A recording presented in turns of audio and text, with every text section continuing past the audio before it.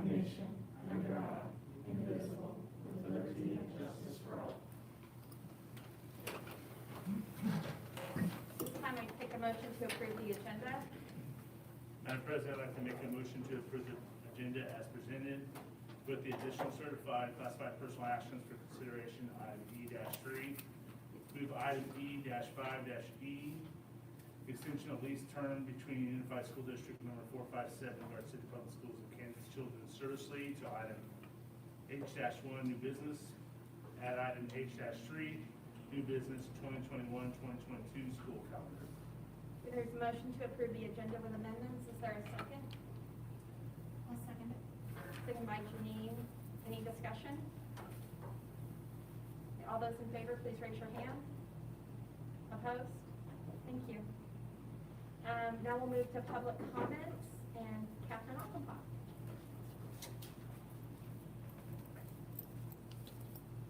I brought my timer because I can get talkative and that way I don't want to be away. I just wanted, I saw the presentation on the online learning, and I was in learning remote teacher this year, and I have absolutely loved it. Been excited to continue the opportunity, and was kind of disappointed. Although they shared everything with us, it was disappointing that about the money might be an effect. I did want to share that this wasn't a possibility a year ago, and everybody thought, oh, maybe 25 kids will sign up for it. 3 times that amount signed up for it. We asked, we did a second survey, 1,750 people responded, 711, that's nearly half, said give us another option besides just brick and mortar. Being a teacher, I can tell you that I've heard from parents whose child can't sit still in school, whose outbursts, those types of things. They succeed in remote learning because those options are different. Their classroom looks different.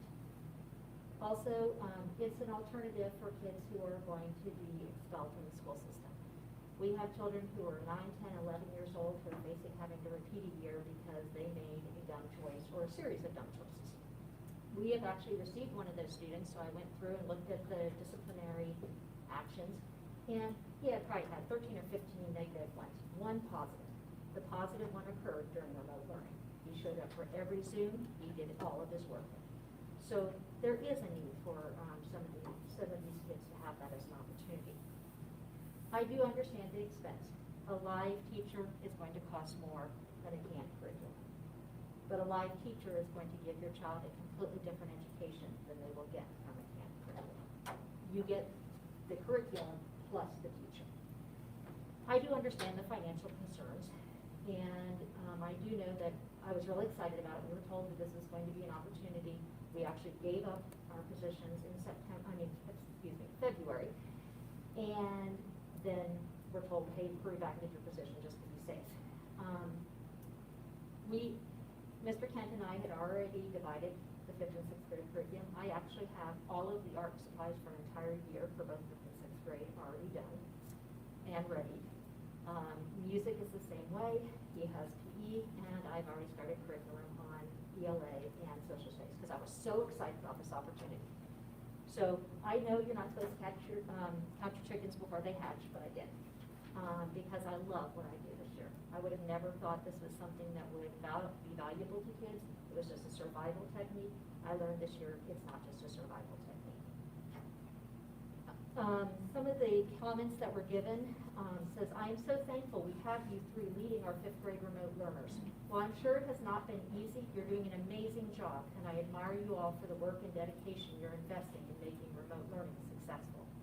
I know it has been a challenge on both sides to adjust and get the hang of it, and while it's not perfect, it is working, and I truly appreciate all the hard work and endless hours you remote teachers are dedicating to this. I can confidently tell you that this year my son, for the first time, has struggled the least with his schoolwork ever because he has learned to work independently, has learned the value of time management, how to pace himself, and be responsible for his own work. It is so nice for a parent to see my child actually enjoying school. My child used to get off the bus, this is another one, crying every day because he didn't like school. This was the first year he liked school. And then some from the kids said, yes, I liked it. I would do it again. I like having my work done when I want to do it. The good thing about remote learning is that there are good teachers who are very helpful. They're always there to help with things you need. I love it, and I would do it again in a heartbeat. It's really easy, and it's organized, and I can finish when I'm done. Now, I can tell you mine is not easy. I have probably a more rigorous curriculum than I ever did in the classroom. But I think what they mean is as easy as they can adjust their day to making it work for them. I got to do all my schoolwork at home, and then I could do the assignments in whatever order I wanted and with whatever time I wanted, as long as I finished it by the time it was due. I like it. I think I focus better in remote. Another one says I like it, and I would do it again. I like it. It has less distractions. I find it easier to learn and not be around other people as much. It's less distractions for me, and I would love to keep doing it. And then a parent submitted a letter to me and said, "Dear USD-457 School Board, I would like to take a few moments of your time to share with you the wonderful experience my 2 children have had with remote learning. Both of these children are elementary age children. And this is my desire to hopefully be able to have this as an educational learning option in the future.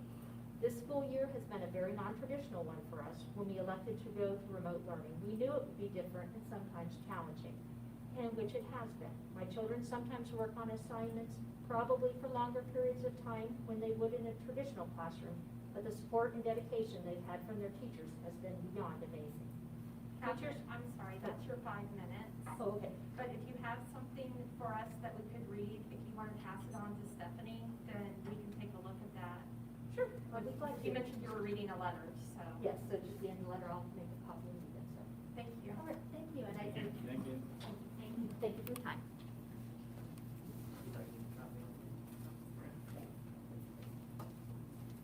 Okay, I know I joked about this, but I'm going to take a presidential prerogative. If you're on YouTube and you're hungry, Papa John's, and say you're supporting the Garden City High School band, in case if you're interested, they're doing a fundraiser. So. Is there any other delegation or public comments? Any correspondence?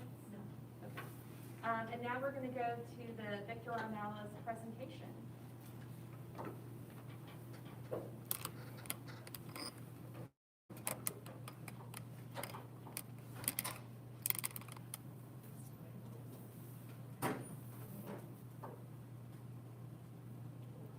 All right, Linda, are you ready? We're ready. All right. And we want to welcome you to the Victor Nellis presentation.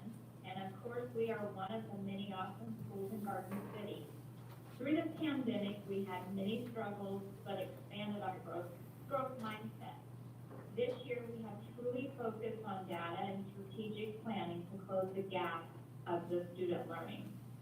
Family engagement has looked different this year. Parents have depended on technology majors to communicate with teachers, and VO staff has went over and beyond to keep the communication lines open with parents and build that trust with the parents when they were unable to come into the building. We hope you enjoy the short video some of our star students put together.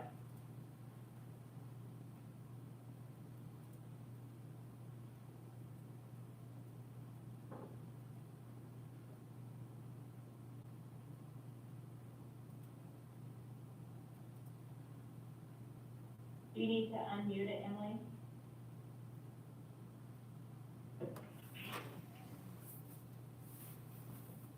Oops, sorry. We'll try that again.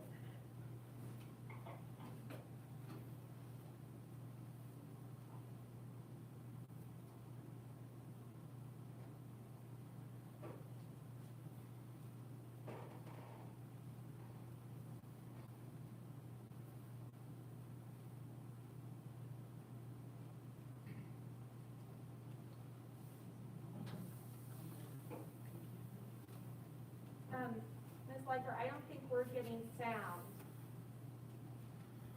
Right, Emily, they're not able to hear it.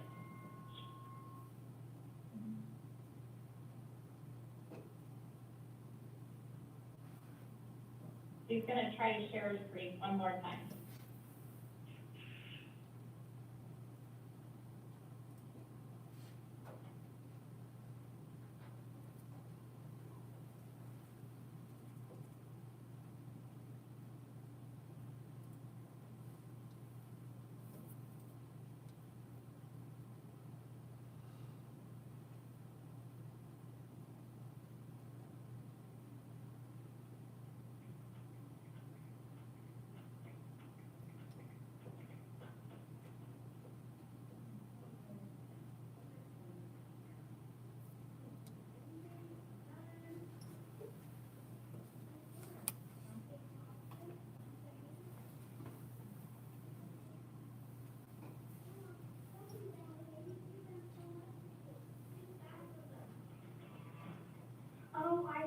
all the engaged, I heard the engaged students are making a wreath every month for the residents at Garden Valley retirement home, not to mention all the hard work.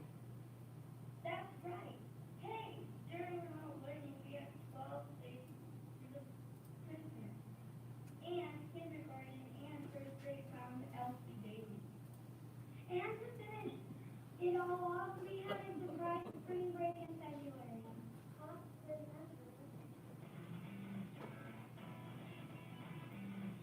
Maybe here's that the children live on a juice cake? What? A cake of juice? Yep, that's what I heard. No, silly. It's just an app. Let's go back. It's responsible for these. Case is an app that lets you create and facilitate a customized scavenger hunt. During that in-service, teachers had missions that they had to complete throughout the day, and it was at their own pace. They had must-dos that they had to complete throughout the day, that had to do with certain TV that you wanted them to do. Also, there was fun missions as well. One of the missions included them following a peace team, that they had to create. I did that feel really appreciated this app because they were excited to do all these missions at their own pace.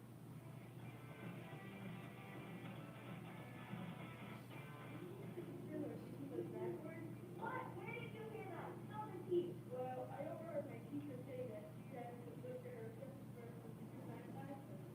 Oh, my God, cool. Cheers.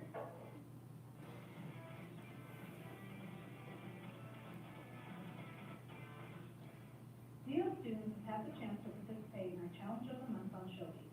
Each month is a different challenge. Sometimes it's a reading challenge, sometimes it's a kindness challenge, there's some math challenges. For the month of April, we are challenging students to spend more time reading and less screen time. So for every 50 minutes of reading, then they get 20 to 30 minutes of screen time. So we hope that goes well.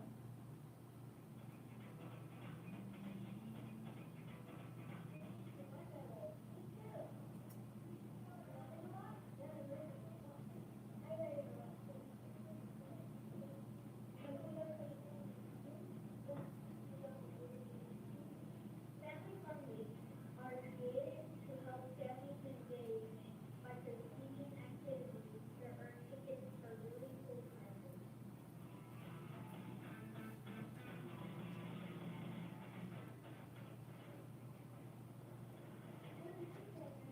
The roof is a cat coming. Really? Yeah.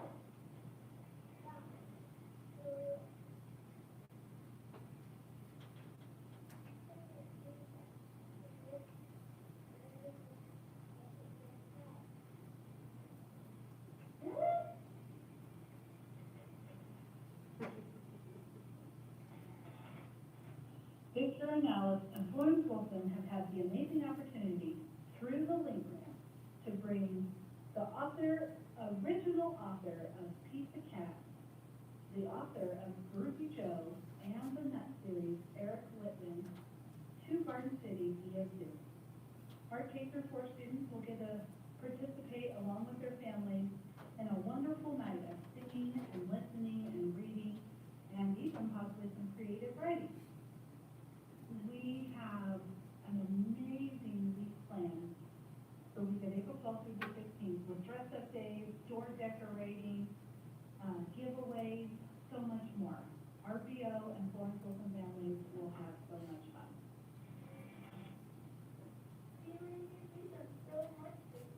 Yeah, I think it's great.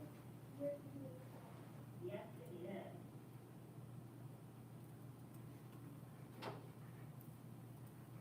I'm Brittany Shields, and I'm the TOSA at Victor and Alice this year. So as you can see, we did accomplish a lot of really positive things with our students and staff at VO. We really appreciate the board support in keeping our kids in school and allowing us to do all of the great things that we've been able to do. And we thank you for letting us share our pandemic story and open it up for any questions if you have any for us. Any questions? Well, thank you so much to all of you. We really appreciate the time that you put into the video. It was great. And thank you for coming to our meeting today.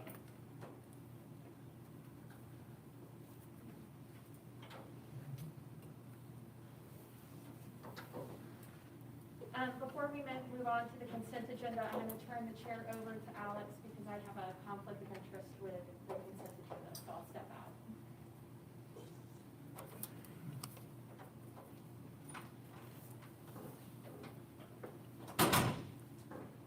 Okay, I'll entertain a motion to approve the consent agenda. I move to approve this consent agenda as. Okay, Janine's made a motion. Can I get a second? I'll second. Second from Mark. Alex, do you want to call attention to the amendments that we made under, have we already done that? On the consent agenda? Yeah, I'm sorry, I'm in the wrong spot on the agenda. Never mind, go ahead. Okay, so, all in favor, signal by raising your right hand. Opposed?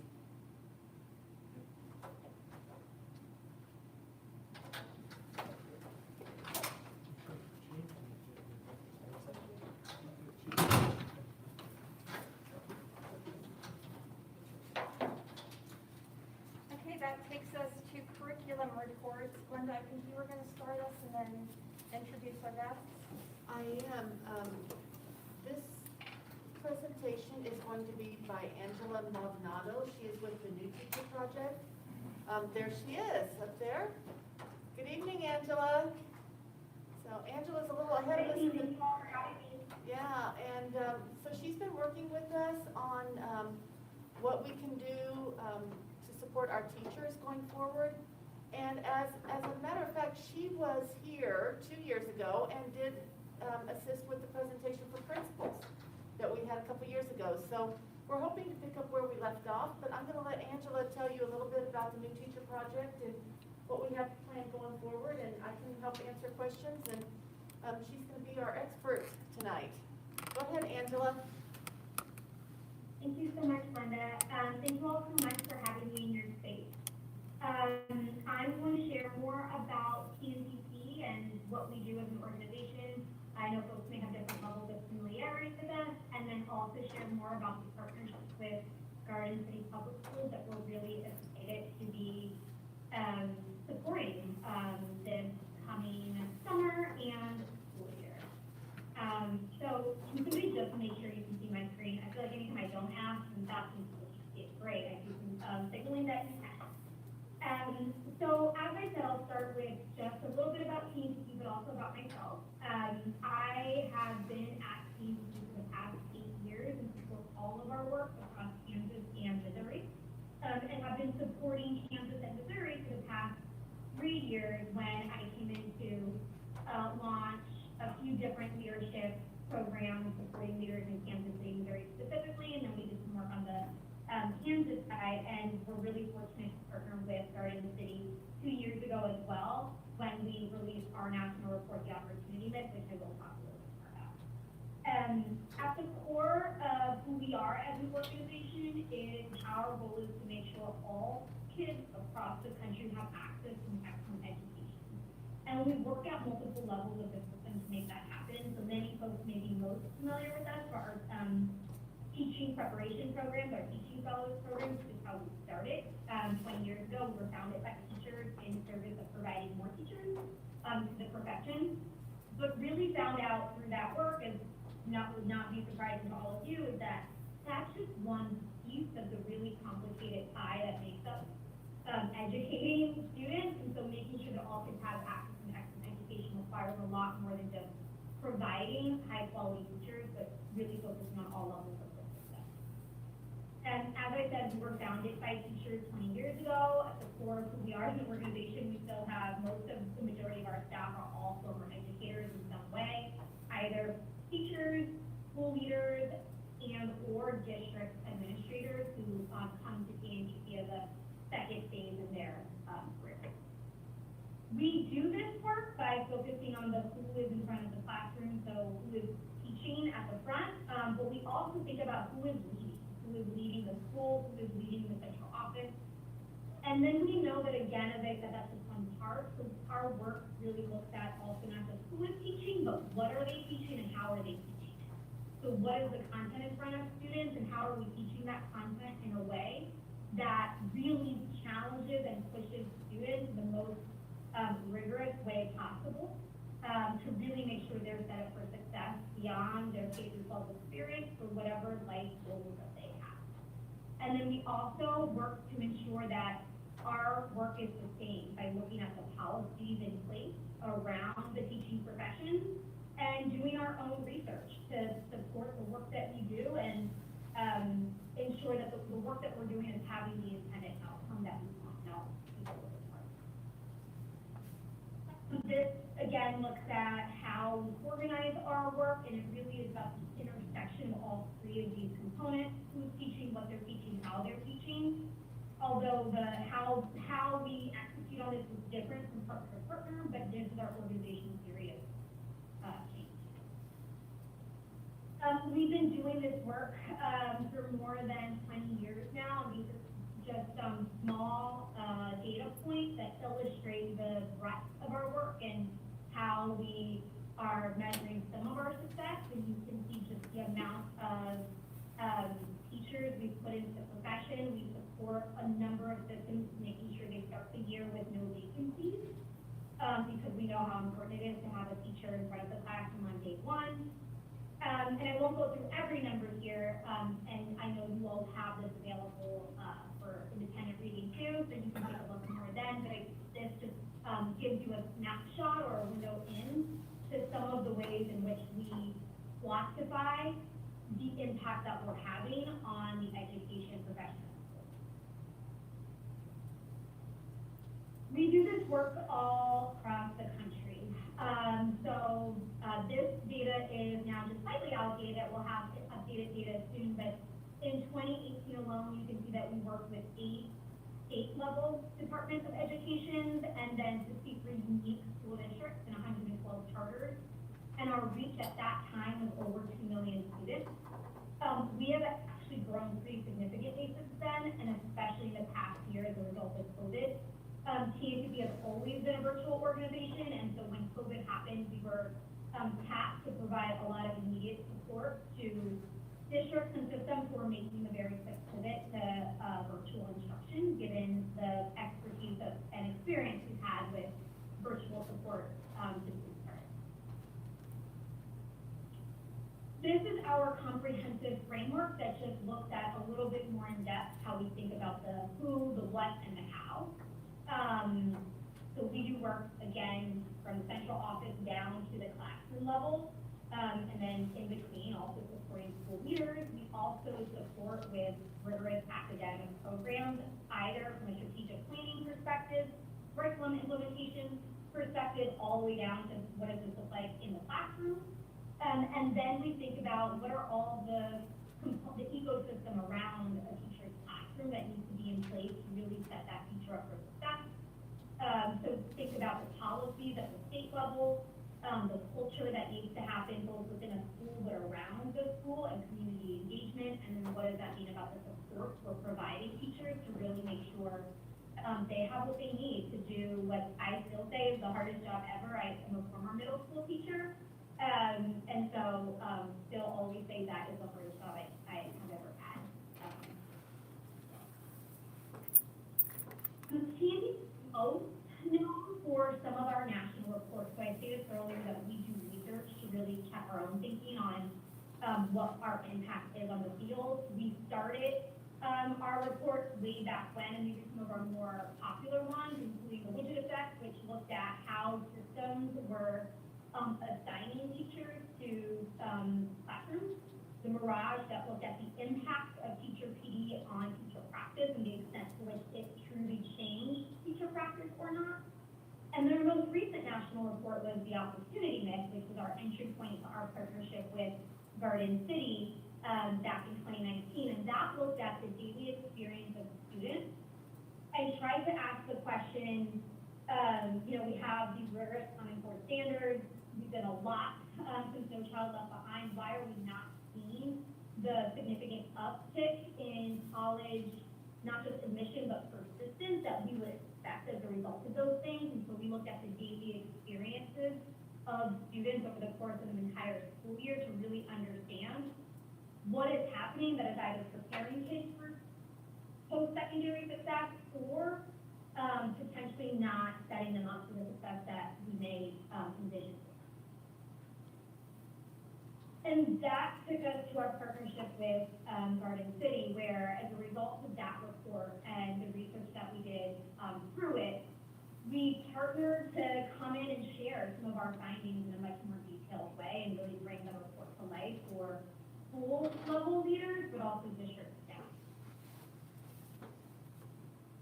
That led to some additional trainings that we provided school leaders. So we came in initially just to do a briefing on the report, and then came back to do some additional trainings on unpacking not just the report, but actually looking at some of the tools that we use in our observational classrooms and that we currently still use now in our work to really support ensuring we're preparing kids for success. The opportunity mix specifically came out with 4 key recommendations that we've made the education field as a whole, that we've identified 4 resources that we found make the biggest difference in terms of student learning and student outcomes. And so we dug into those 4 resources a lot more in depth through a few additional trainings.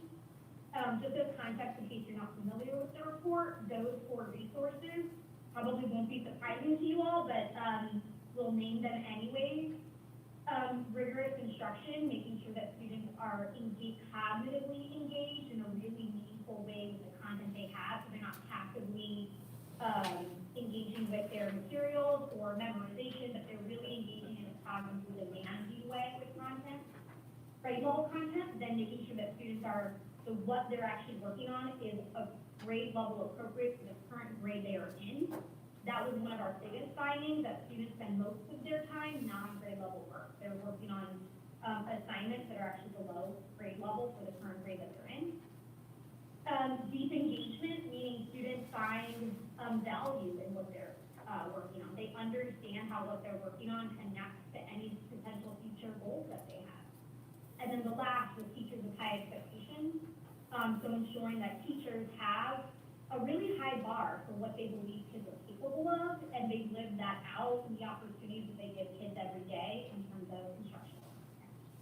So those are the 4 resources that we dug into a bit more with Garden City Schools. We're hoping to build on that exact training series in 2 different ways. The first is supporting leaders more intensively with what their work is. We know that the second hardest job is teaching is leading a school. And sometimes that work can also be lonely. Leaders are learning as they go often on the job, and so we want to provide some of that additional development, cohort support with one another, their colleagues in a really collaborative learning environment, and would do that through intensive June PD kickoff, where we really spend the day establishing the foundation for what their vision for rigorous instruction is within their school building.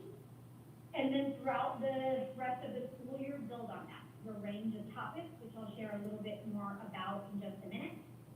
And that's one arm of the support.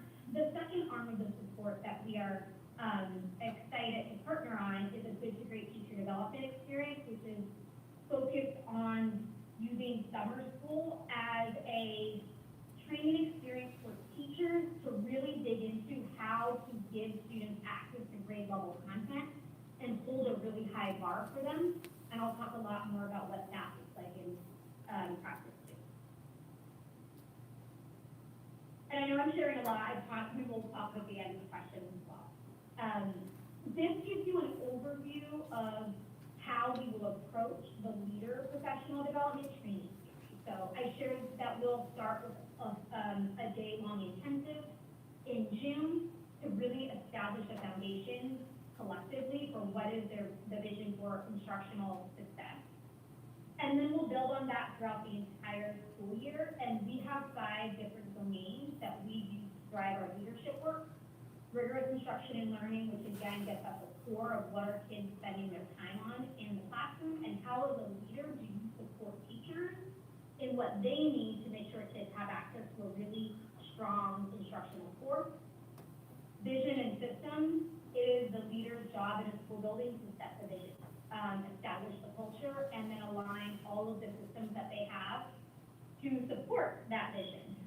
And so that's the second domain. The third is driving results. So that is, how are you using data to drive rapid improvement on an ongoing basis? Fourth is strategic talent management. So how do you think about your staff and their strengths from an asset-based perspective, and really make sure that you have folks in the right places? And how are you supporting and managing people towards the vision that you have for your school building? And then the last is authentic leadership. We know that often leading requires you to do some self-reflection on your own approach, your own beliefs, your own values around education, teaching, and learning. And so we support leaders in doing that work in a safe space. We will work alongside Garden City central office staff to customize a scope and sequence. So we've done this work in places and have sample scope and sequences that we can start. And we'll use those as examples and potentially starting points. But the goal here would be to really make sure that the final scope and sequence reflects the most important learning that is in city leaders themselves. And we will make sure that we're breaking out leaders by grade bands, so they get a custom session specific to the grade bands that they are responsible for leading with the results. Our second component of support that I'm excited to talk more about is our Good to Great Summer Institute. And this is really a training and coaching and learning experience for teachers and students. The goal is to provide a really safe, supportive environment for teachers to learn alongside one another in a highly collaborative way, in order to really think about what are the changes in practice they need to make in order to give students access to grade level content. We also focus really deeply on content. So we bring in content coaches in literacy and math who focus really deeply on what are those content specific practices that are most important when you're teaching grade level content. So in literacy, those could be things like fluency, juicy sentences, close reading, reading fiction specifically. And in math, some of that content specific components could be number talk, looking at the math tasks that are in front of students, looking at the core lesson or the problems of the day that are being used to build conceptual understanding of the math concept for students in practice. The principles of Good to Great are here on this slide, as you can see, but at the core of the work, as I said before, is really about change and supporting teachers in a really safe space to try out changes in their practice. And all the principles here are in design of that. So those are all that support teachers in having that experience. So first is focus. So we have a limited amount of time with students and teachers, and we want to make sure we maximize that time. So we focus very deeply on content-specific practices, and there are some things we don't focus on. So for example, it's a conscious choice to not spend a lot of time on classroom focus, because that, given the amount of time we have, we really want to focus on the content that is being taught. Another component is feedback. Again, I shared that the intent here is really to be highly collaborative with teachers. Teachers are paired together so they can learn alongside one another. And they work together in professional learning communities every day to practice, prepare their lessons the next day, and get feedback from them. There's a high amount of practice that is done. So teachers will spend the morning in their teaching pairs delivering content to students. They spend the afternoon in lesson preparation with one another, and that includes actual practice of the lesson for the next day.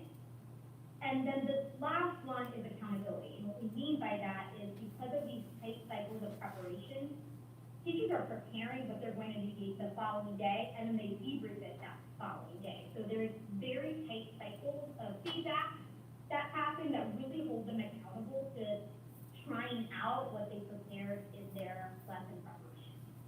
And then throughout all of this, we apply these principles to be flexible and responsive to what teachers need and what makes the most sense based on context. So that could mean we are modifying how we do our lesson preparation together in the afternoon because of a need that we're seeing from teachers. So we try to apply these principles as flexibly as possible to make sure teachers get what they need in time.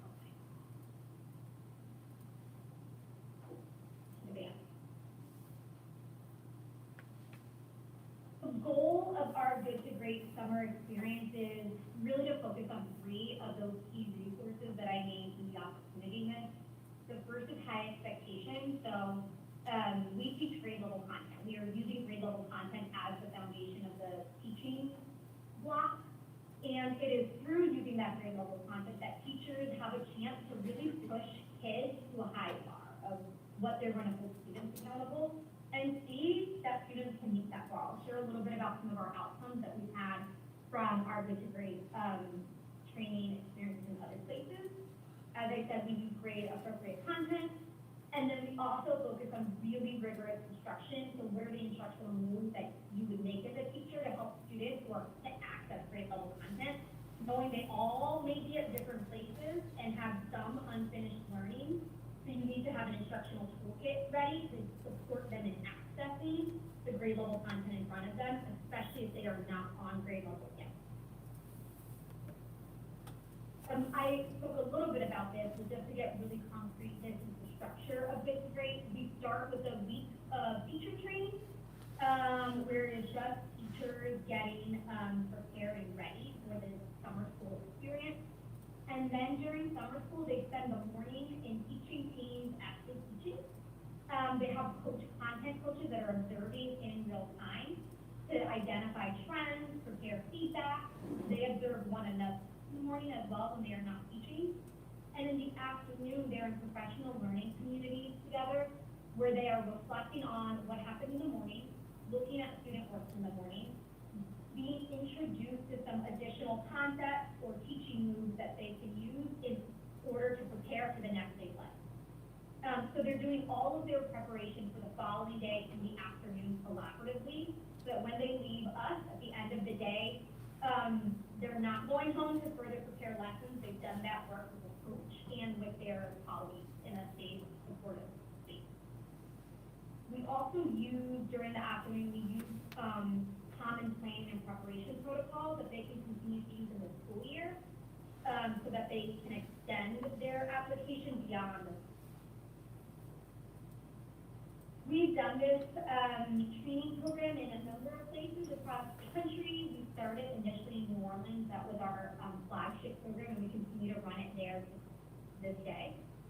We've also been in Buffalo, New York, Fresno, California, Clayton, which is Clayton in Georgia, just outside of Atlanta, as well as Walton County and Bay District in Florida, among a couple of other places as well. That's just a snapshot of some of the places in which we've run this experience previously. And because we've run this previously, we actually have some data now to share in terms of the outcomes that we've seen from it.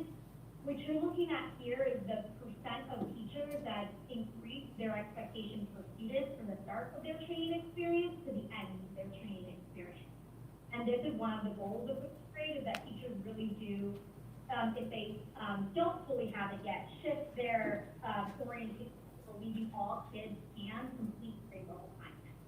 So you can see here that in one virtual institute, the shift from beginning of the end was significant in that we saw teachers move, 56% of teachers had high expectations at the start of the training, 87% had high expectations at the end of the training period.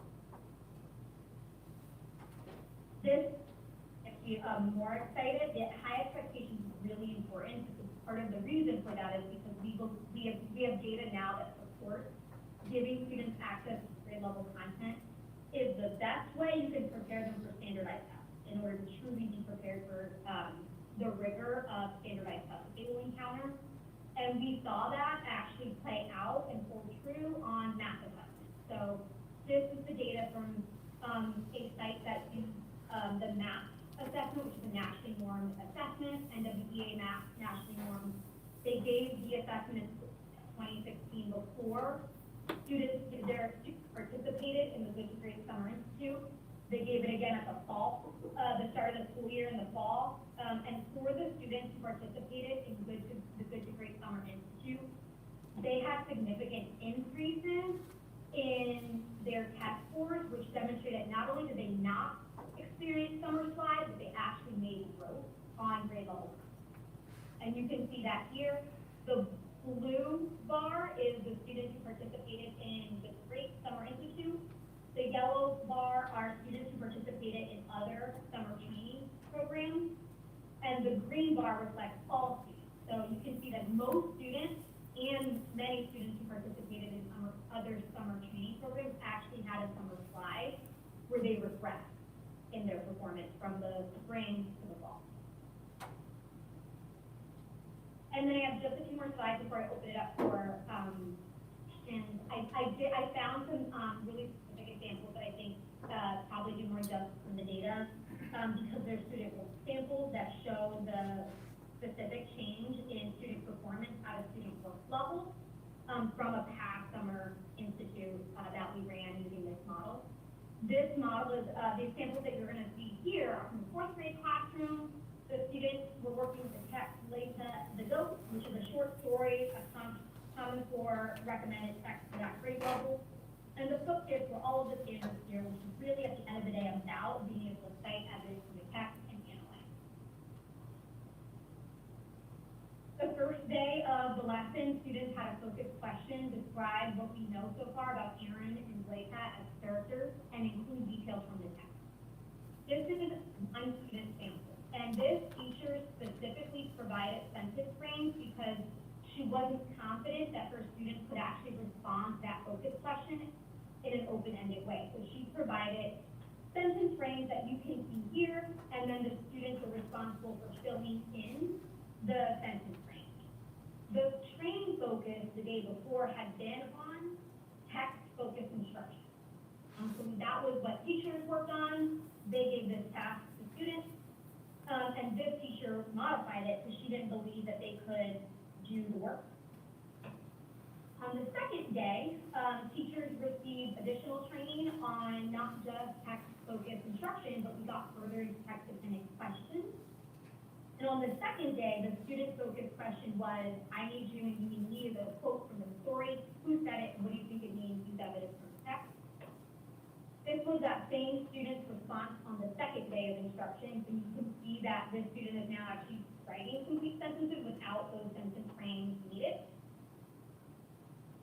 And when we're analyzing this student work in the afternoon, we would then take this student work to the afternoon planning session and go through a protocol to look at what does this tell us about what the student can do, and how do we use that in our lesson the next day.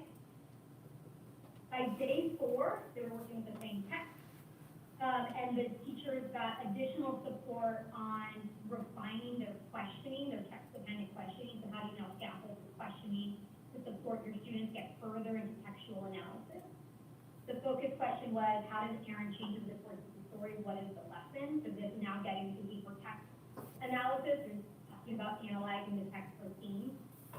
This was that same student's final response on the 4th day of instruction. And I show this because I think seeing a student's growth in a really microcosm example is helpful to think about what students actually are capable of. They get really strong instruction, and we hold them to the bar of actually being able to do it without having to rely necessarily on text. So this was the teacher's final response, student's final response on day 4 of instruction with that. There are additional case studies I've provided that illustrate some of PNTC's work that you can review independently. That is part of the presentation I won't share them now, just because I want to make sure that we have time for questions. So I will stop there, and I can stop sharing, and open it up for any questions that folks might have. Questions? I have a question for you. I'm really interested in the part of it that avoided that summer slide. Do you know how many days, or do you have any data on how many days with the schools that they had student contact days?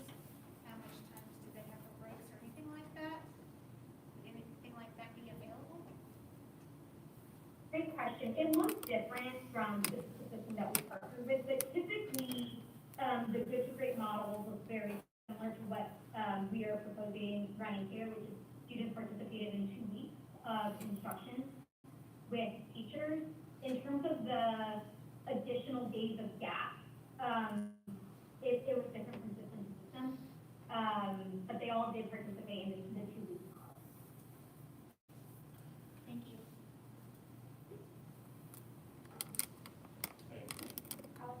So after the summer program with the 125 teachers that we have signed up for this summer, what's the expectation for all their teachers to be implementing the TNTP during the rest of the school year? What's the time frame? Great question. So we use protocols in the afternoon training sessions. We teach instructional strategies that are broadly applicable. So they apply them to our summer school curriculum, but the strategies themselves are applicable to any curriculum or lesson material that they might be using. And then we use protocols that are also applicable to any lesson that you might use, with the intent being that teachers can take all of that back with them into the school year. If I could jump in also, the new teacher project group is going to utilize our curriculum. So our teachers are actually going to practice with what they're going to take back into the classroom in the fall. So we're going to use our reading and math series. So out of the close to 600 teachers that we have, I know it's short of that, 125 do the summer program. The rest remaining, how long does it take? And I know this is, I'm not trying to get you a gotcha or anything, just curious. How long does it actually take, for the rest of the teachers, when these 125 bring it back to the classrooms and the principals and get together? What's our expectation of having those teachers be on task at the same level as the teachers that went through the summer program? You see what I'm saying? Mm-hmm. So they're all teaching at the same Right. And program level of yeah. information. That's going to take some time and going to depend on how many teachers from each building were participating. One of the things that Angela and I talked about just this afternoon is we're giving the principals some real intensive time this summer, and we could potentially do the same thing with the coaches. It's real hard with in-service days to find I think back to Avid when we did 2 days and we got everybody trained. Well, we don't have that opportunity right now. So what's our next best option? So we're looking at, can we use the coaches plus the teachers that have already been through it in each building and then take it back that way? So we're hoping to do something like that. And I might jump in a little there too. So there's really 2 things that we'll be able to accomplish with this. One is some evidence and research-based strategies that are really sound and really address our board goal. I think it's 1.9 about rigor and increasing the rigor across the spectrum. The other is, we've talked a lot in the past with professional development about job-embedded ongoing professional development, that's when PD is really most effective. Well, here we get a 3-week experience where teachers will be able to take what they learn, put it into practice with a tremendous amount of support available for them. And, we can't do that for everybody all at once. There will be other opportunities for training on these strategies, but it probably won't be the same experience that we're able to do in the summer. Now, the good news is we have budgeted and can pay for all of this with our ESSER $1, our CARES money, and our regular budget. So that's what you're going to hear about a little bit later tonight. Again, if you remember from last month, there was a TNTP component in our preliminary ESSER's ideas. So as long as this is showing evidence of progress, we'll have 3 more summers where we could essentially do the same kind of thing and get other groups of teachers through an experience where they could do more of an immersion into this as well. But it will take some time. Yeah, and I think it's a very positive thing, what we're gonna do, and to see most of the data that she presented right now is pretty inspiring for our board goals. I was just curious to see, because the 125 teachers and the teachers that aren't there, have you in the past at other school districts or had any of the teachers that didn't partake in the summer program, did they feel like they were lagging behind as far as learning on that without getting to that PD? And how long did it take for them to catch up, and once we get all on board? Because right now I see some of the stuff is like 87% come around. So I don't know if you could test that.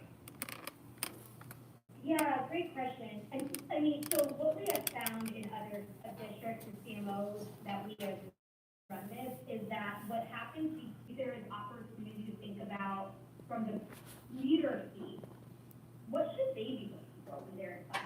What kind of data should they be collecting? How should they be leveraging the teachers that went through this experience back in their buildings, or positioning those teachers back in their buildings? And so I think there's also some opportunity for us to think about how to fit that into the leader's open sequence in a way that ensures this summer component stays very much alive and like front of people's minds even into the school year. Thank you. Anyone else? Alex, where did you get 125 participants? That was something she said in the presentation. Yeah, I thought maybe it was on the slide and I missed that. Oh, it's down there as far as the teachers, what I said about the 87%. So now just 125 of our teachers are planning to participate this summer. Yeah. Pretty close to that. Yeah, I think it's close to that right there, 125. That's what's pre-signed up, we've had them sign up and tell us they were interested, and that's the initial numbers. Sorry, I missed that part. So I was just wondering if I missed it on a slide that it was. Oh, no, yes, Okay. that was just our numbers. Thank you. Well, thank you very much, Angela. I'm really excited about this, and think getting everybody to higher expectations and expecting more of our kids, because I think they can do it, is going to be a great thing. So thank you so much. Thank you. And if other questions come up later, please feel free to forward them my way. We can share other examples or anything else that would be helpful in just learning more about what this experience is like. Thank you. Okay, I think that takes us to KJ with the preliminary ESSER plan. And I don't have a big stand up and show you anything formal. I know, I'm sorry. Everybody leaves the room when I start to present, so maybe we say a few things. But just as Dr. Farmer mentioned, the last meeting, we gave you another bite-sized chunk of kind of how we're looking at the ESSER funding and kind of what we think we're gonna do with that. It was a 3-bucket approach, that first bucket being instructional, the social and emotional support, professional development, a second bucket that had COVID-related support positions, and a third bucket which was for HVAC and infrastructure investments, primarily focusing on indoor air quality. And then we also kind of looked at it from a 3-year approach. And again, we'll look at these things 1 year at a time, and as long as they are continuing to show advancement for our students, then we might continue to invest in them. But obviously we want to make sure that each year stands on its own and that each option that we are looking at actually has some value. Those ESSER 2 and ESSER 3 dollars have to be spent by September of 2023 and 2024, which is kind of why we had that 3-year look. So I think there's a couple things that we're going to ask for approval on tonight. The first one being basically, there's 2 of them put together, but I think the first piece of it is just approving our preliminary allocation and our framework and the idea and the structure of how we are looking at those ESSER 2 and ESSER 3 dollars and how we want to invest those. The second piece, the second and third piece, both relate to investment opportunities that were a piece of that puzzle. One of those would be the COVID-related support positions, which I'm going to have Keith expand on, and then also the implementation or the continuation of our K-6 after-school program. So currently we have a K-6 after-school program that ESSER's One and Care Scholars is paying for. We would like to continue that for next year with ESSER $2. So I'll let Keith talk about all the positions I think that relate to that. So you received information in the, so you may know, if the board were to approve the preliminary plan for ESSERS, we have an additional HR coordinator. That position was approved for 1 year only. Assessment and instructional support specialist, 2 counselors, a TOSA at our elementary schools. This would be an admin TOSA position where that would allow our elementary and intermediate. That's also another position to focus on the instructional practices that are happening in their buildings. The behavioral and family resource specialist position, a lead social emotional advisory counselor, and then also a wellness specialist. So those will all be additions based on the ESSERS plan.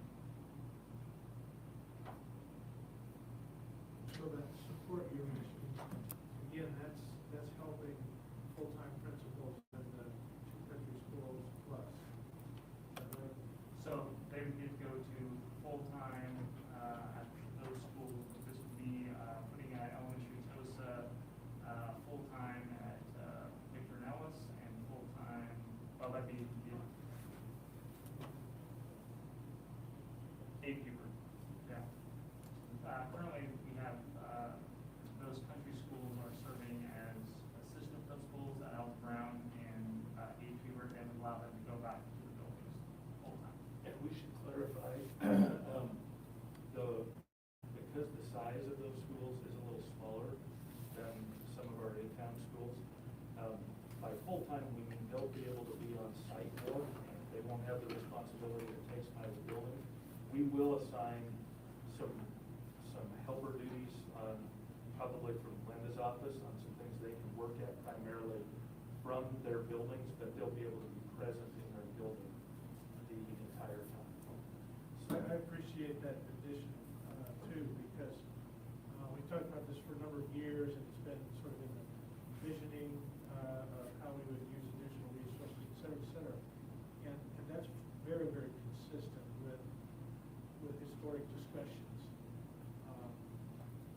They really do need bodies in those country schools.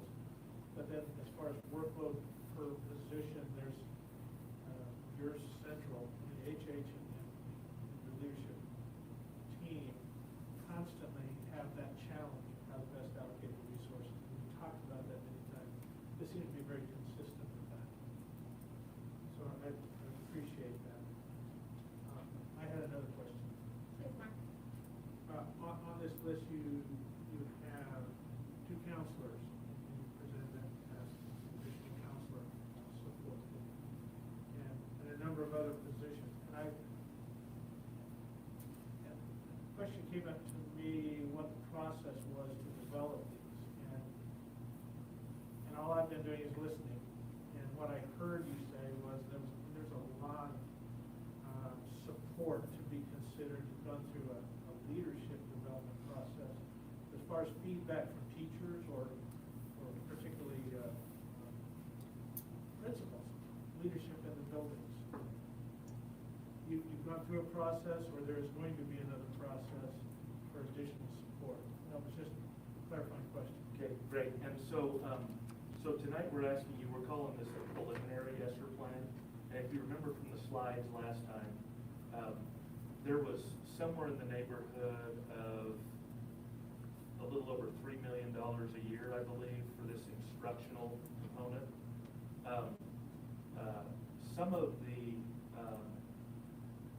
Some of that is still unallocated. The things we're asking you to approve tonight, we're asking you to approve because time is of the essence. If we're going to have our after-school program in the fall and have the same people people involved with it that are involved with it now. We want to be able to make sure for example, our coordinators know they're going to have a position in the fall, so we don't want to lose them in the meantime. The positions that Mr. Hogan has mentioned, if we're going to have those staffed, any chance of having people in those positions in the fall, for most of those, same kind of thing, we need to get working on filling those. So we've known about the ESSERS dollars, and we still don't have a final absolute figure for our ESSERS 3. So this is one of those things where we're trying to go really fast. So that has come from conversations with principals. They have probably worked with their building leadership teams to solicit a little input, but there are still expenses that will be nailed down or programming that will be nailed down when we come back to you in July with a final version of what we want to use the entire package for.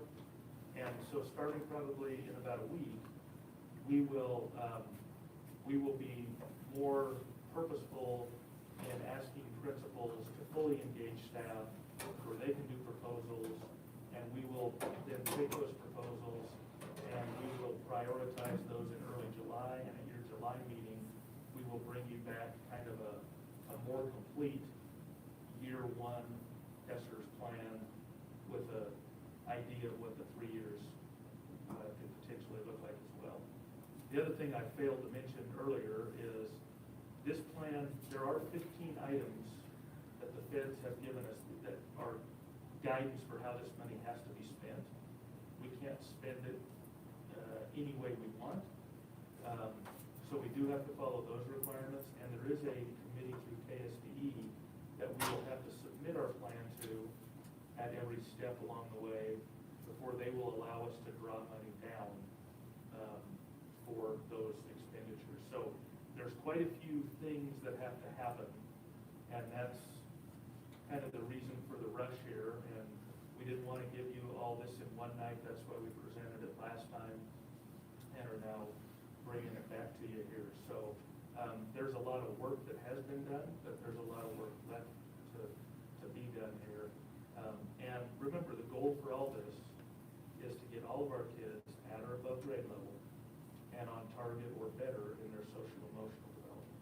And so every one of these things is being looked at through that lens of, is that going to help us achieve that goal? And what data and evidence are we going to collect to know that it's making a difference and it's moving us towards that goal? So as KJ said, we'll be reviewing that every year. And if what we're doing isn't having the effect we think it should, then we either need to make adjustments so it can, or move on to something that will move us to that spot. One, if I can move on and add to that a little bit, I've met with the elementary counselors as a whole to kind of talk about their feedback on some of this and some of our proposals and ideas that have come up, and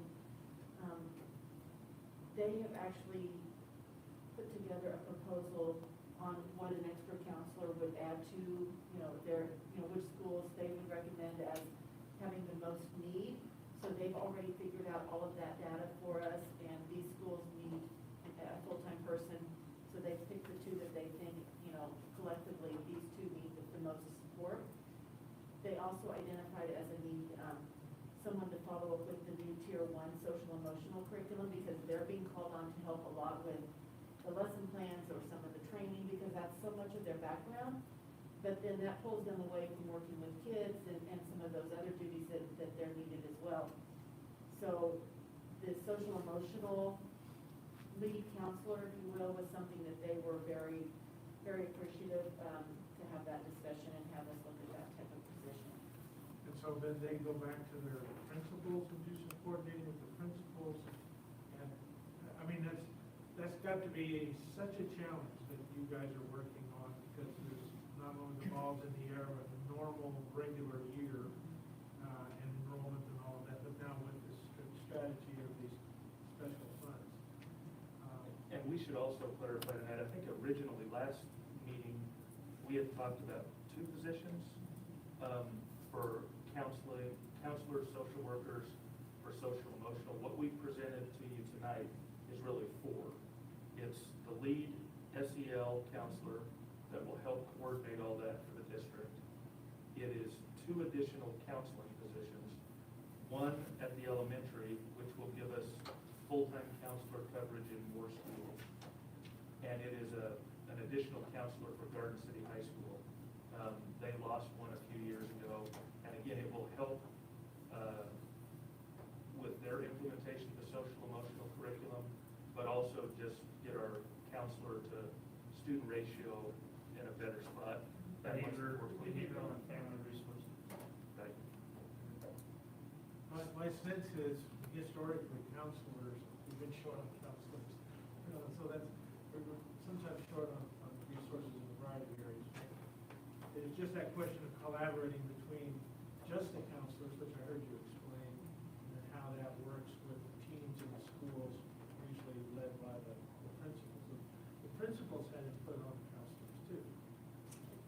Yeah, though I will tell you, there's a little bit of disagreement because everybody wants the full-time counselor, so, knowing that we don't have enough to yet do that, and so it was really nice to have people just honestly say, I have, this building has dealt with X, Y, and Z, and this building has this many, and I hardly ever see any kids at my building that are in trauma, and so just some real honest conversations taking place and it isn't, I won't say it's a done deal, but they have made a recommendation and saying these are our 2 schools that we think are the biggest need, so.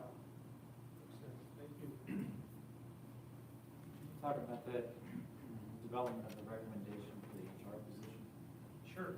So by continuing with our additional HR coordinator, that's really going to allow us to recruit and retain staff. All the information that you heard about instruction tonight is extremely important, obviously, and very impressive with what you can do. But if we can't find the teachers to put in the classrooms, that's going to be a bigger challenge. So that's a bit of it.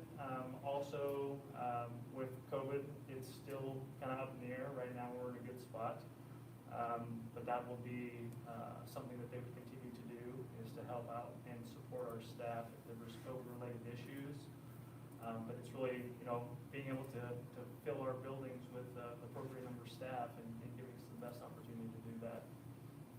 What I'm looking for is the mechanism by which that recommendation was made. So what I'm hearing is reference to committee discussion related to counselors, how many, where they would be placed. What I'm not hearing is how the recommendation for the HR position came before us. I think I'm sorry, and I'm trying to wrap my head around where the recommendation is coming from. So this basically came through my leadership team. Okay.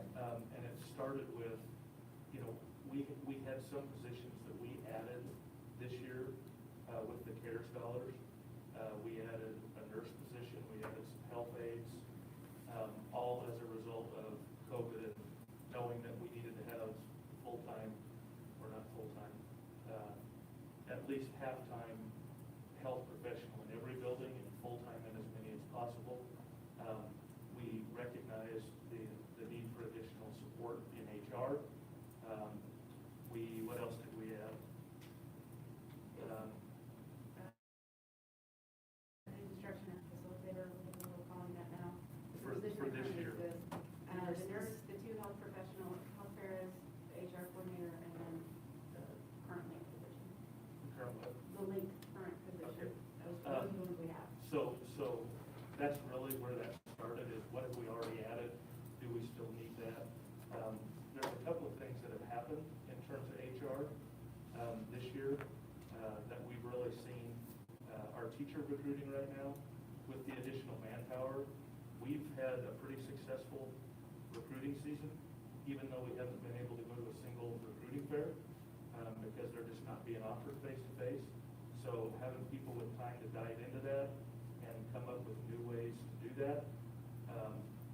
Substitutes, how many substitutes have we added this year? we've added 44 substitute positions this year. also focusing on our classified hires. And so been able to rearrange how we've done recruiting and hiring of our classified people. And then because of that, having the manpower to be able to do that, just addressing the retention piece. So we have a fairly high turnover with classified positions, and we do try to gather some data to find out the why. Why are you leaving? Is it pay? Is it daycare? Is it whatever? But typically that's done in a paper or digital form. So because of the extra help, we're actually now meeting with our classified folks and having one-on-one conversation with them to see, you know, when were you thinking about leaving? What was the final decision because of that? So we can track some trend data, and if it's, I'll just use an example, it's not this that we're found yet, but if it was compensation, then that's something we can bring back and say, look, we're losing pair after pair after pair because of compensation, so what do we need to do to try to change that? And that's something that we've never been able to do out of my office, is dive into those kinds of things just because of manpower.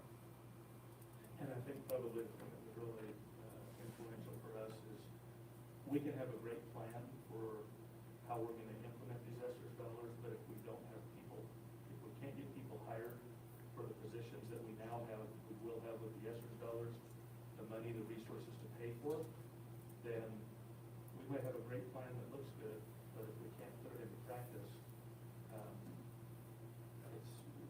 that's not gonna help us get results with kids. This is an extension of the discussion that I was part of a couple of years ago on the site committee, and there was a request at that time when we were starting to see some more funding from the state related to an increase in a half-time position for HR. And at the time, I specifically requested some type of formal plan for how those dollars would be used to change our approach, to do something different that we thought might generate results. So we didn't have the money at the time, and now tonight you're telling me that we've actually had a pretty good year with the funding that we had previously. As I recall, when we talked about this 2 weeks ago, I was trying to figure out in my head how many additional positions we have as a result of this particular one-time funding, and how does that divide down into the HR position? And for me, what I couldn't see that we were adding enough positions to, I guess in my mind, justify the HR position. Sure. And it's a priority, it's a resource allocation. It is not a reflection of how I feel you're doing your job. Sure. You are to be commended always for an incredibly difficult position to be in. That I'm having a hard time wrapping my head around the HR position. And what I really want to know is, this is a recommendation that came from the leadership team. This is a recommendation that came from a committee of people who are in the trenches, or this is a recommendation that came from both? Well, it's come from the leadership team, and maybe I'm misunderstanding you, but this single HR position is not being allocated just to hire the additional positions that you're seeing. It's to help with where we're at with our staffing for district-wide. Yeah, so it's an extension of what we were discussing a couple of years ago when we didn't have funds, or it didn't come up in that site committee.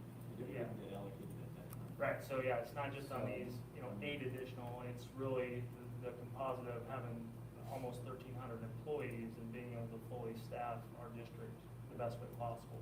And part of the input for this has come through principals and with some input from their building leadership teams.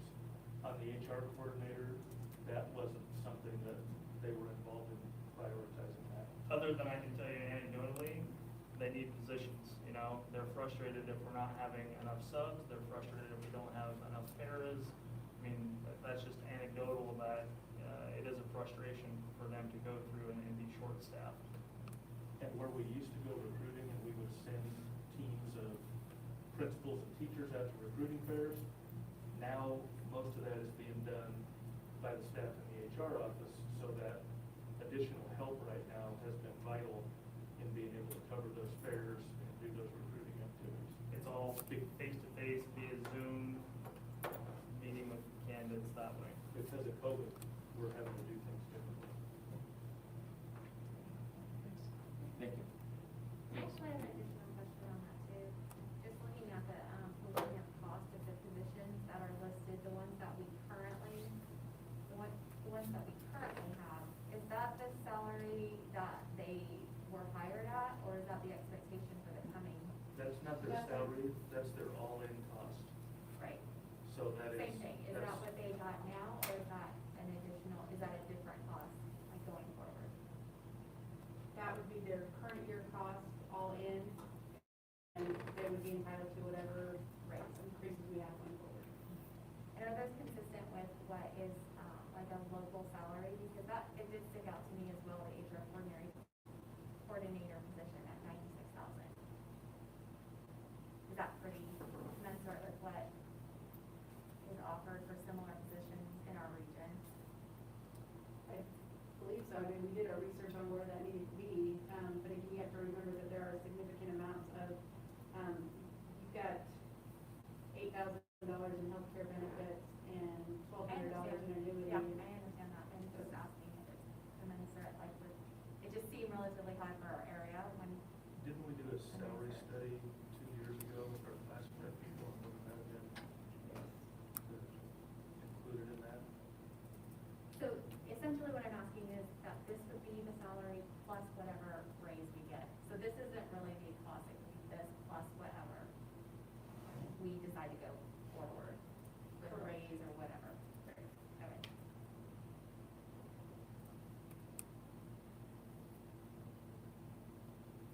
Any other questions or comments?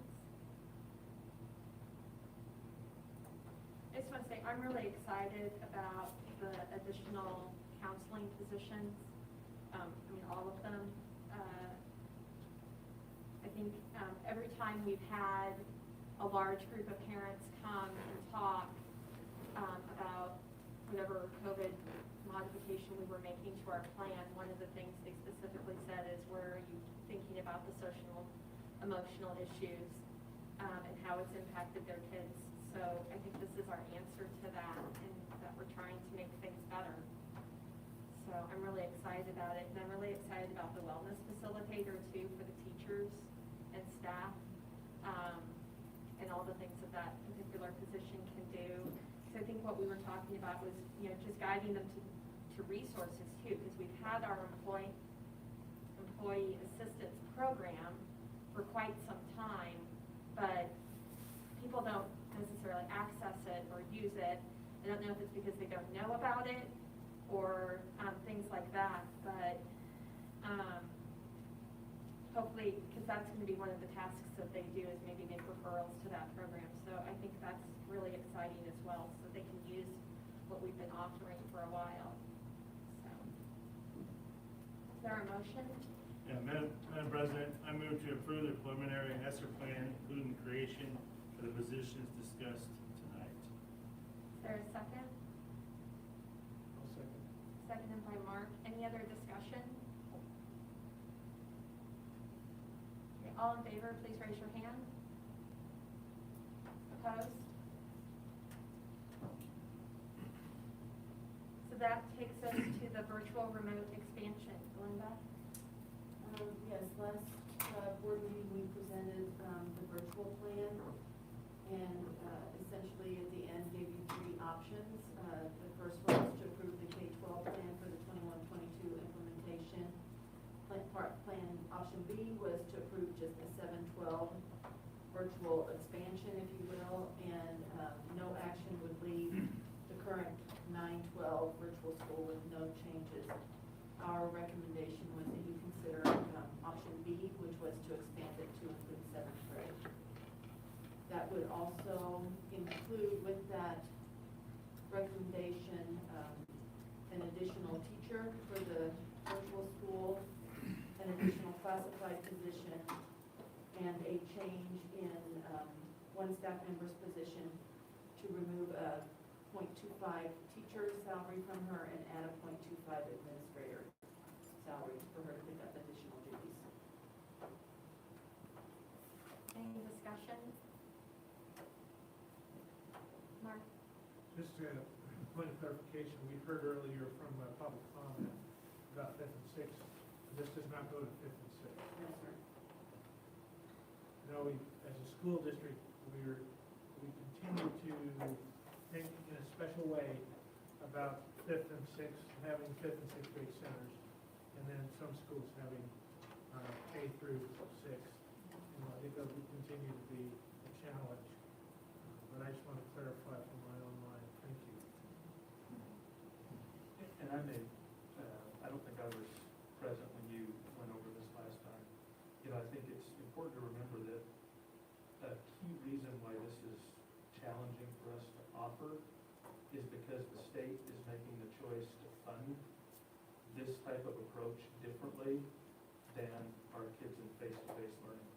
So I think Mrs. Akampa was spot on that there are some kids that this is a good choice for, and our teachers have done an amazing job. The problem is, it really comes down to a question of, can we afford to do it? Can we justify the expense? No different than, you know, we may have a CTE program that we would like to do, but the cost of the equipment is so costly that we couldn't afford to do that. So this is notwithstanding the outstanding job that our staff did, and that this is an appropriate option for some kids. It's, in my mind, our recommendation to you is based on the affordability of it because of the way the choice the state is currently making about funding remote differently than funding face-to-face. And I'd like to add to Meg that I applaud the district's leadership in this initiative in light of, in part, what we think we learned out of the whole COVID experience and what we can do and can't do. But as always, we're also faced with what funds are provided from our various sources and can we afford it, given all the other challenges. So I appreciate the way, Steve, you and your staff have presented this to the board. It seems logical in the recommendation. To a certain degree, I feel like I understand where the legislature and KSE is with the funding if it's a CAN program. But it almost seems like this may be something we need to have a conversation, maybe with our local state Board of Education member, to say, you've got to look at it individually too, because if we have a live teacher teaching to these kids, that's completely different than a canned program. And I mean, I've seen kids who are younger whose parents pull them out because they're trying to get out of a truancy case and do a canned program, and then it doesn't work.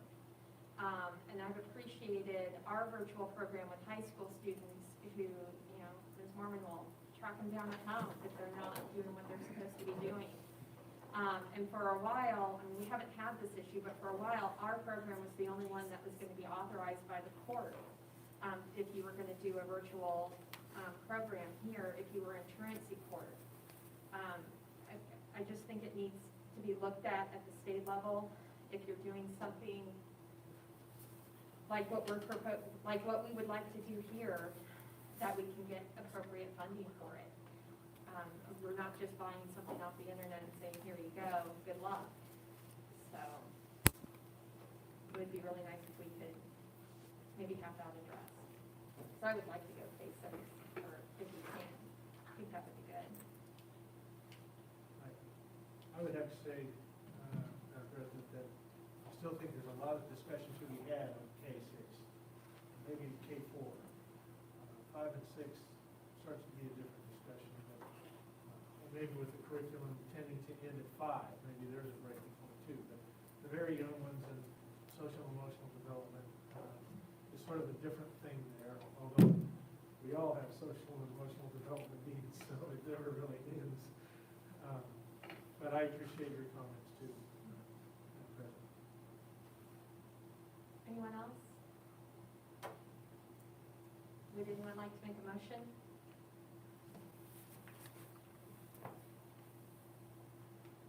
Madam President, I move that we accept this recommendation to implement as presented. staffing changes needed for the extension into, seventh and eighth grade. There's a motion to approve option B. Is there a second? Second. Second by Dr. Hannigan. Any other discussion? All in favor, please raise your hand. Opposed? Thank you. This takes us then to the extension of the lease term between the district and KCSL for the period of June 1st to May 31st, June 1st, 2021 to May 31st, 2022. Madam President, I have a conflict with this item specifically. Okay, thank you. I would do.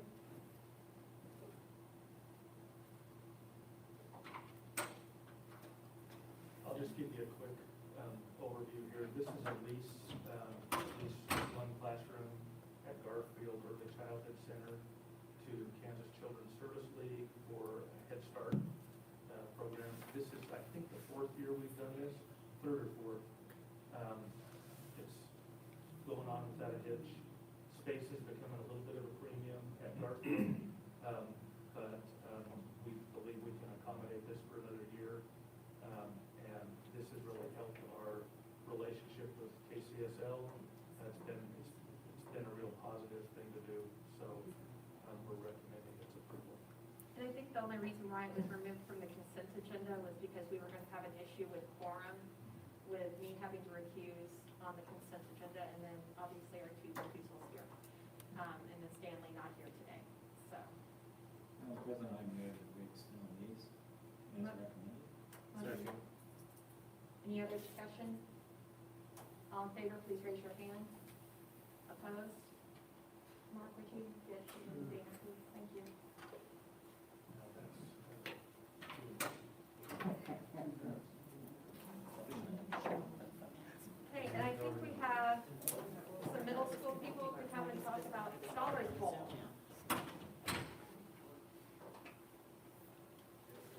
Did it pass? No, it failed. No kidding. You're looking for these. Yep.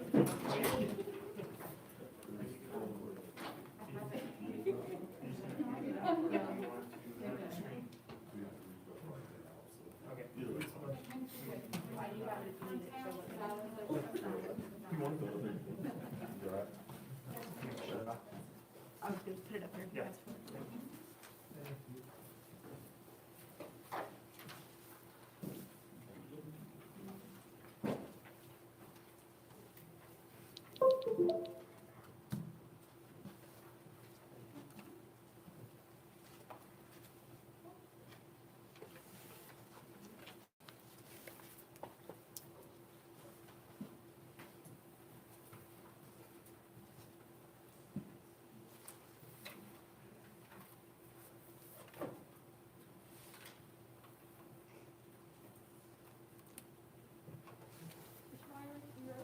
Yeah, we good to go?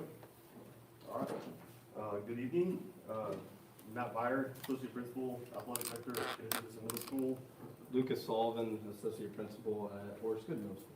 And we are here to talk to you guys about the addition of Scholars Bowl to our schools. So at the request of our school administration, students and parents at Kenneth Henderson and Forest Good, we're requesting that Scholars Bowl be added to the list of already offered activities at our schools. Scholar Bowl is Acacia sponsored activity that features a head-to-head team competition to answer questions from all general areas of knowledge. Some of those areas are history, literature, science, fine arts, and there's others also. Scholar Bowl is a one season activity.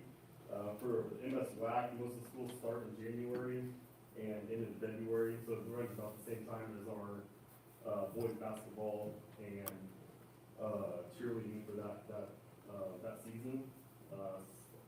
I know the GWAC, some of them, they start a little earlier, they have a different timeline as us, but the MS WAC, their tournaments are during that time. In the chart below, if you guys look on the paper, you can see that we're the only two schools that do not offer Scholars Bowl in our league right now. So after reaching out to some of the MS WAC and GWAC schools, we kind of got a background on all their schedules and what they do with their programs. Some of those teams, they have up to 10 events that they schedule. Some of them have as low as 5. Just kind of depends on the school you go to. So, I mean, we have had 6 schools reach out to us and offer us invitations to come to theirs next year if we were to add it. And we'd also like to eventually host our own as well, which everybody's shown interest in coming to ours as well. So but it would be new to both our middle schools, but the high school does have a program. We reached out to their coach and Drew, and obviously talked to him about aligning our programs and having him help our coaches out and getting them squared away with what they need to do and what we need to do to have our programs aligned and help us out. And we just, again, we're about providing opportunities for kids, and in addition to school, we'll provide opportunities for several different students within our schools. So some of the financial considerations, as you can see up here, a lot of our head coaches is an S7, but since Scholars Bowl, we kind of reached out and talked to what other places do, and they practice 3 days a week, so there's not quite as much practicing. We decided on an S4, and you can see there it's starting at $1,671. It's comparable to what our assistant coaches would make, and then are also aligned with kind of like head cheer, and they practice a similar amount of time. And then we kind of went back and forth on the assistant. Do we pay him hourly? After talking to Rebecca Parton, she suggested an S2, so we thought that would be a good figure as a figure to help out. So you can see the coaches at KH would be asking for a head coach at S4 and an assistant coach S2, and then the same would be at Horace Good. And personally, I participated in Scholars Bowl in middle school and high school, had a good experience. I think we can add things that maybe target non-athletes, like Science Olympiad or in robotics. I think this is just another avenue to get more kids involved in activities after school. So I think it'd be a great thing to add for middle schools.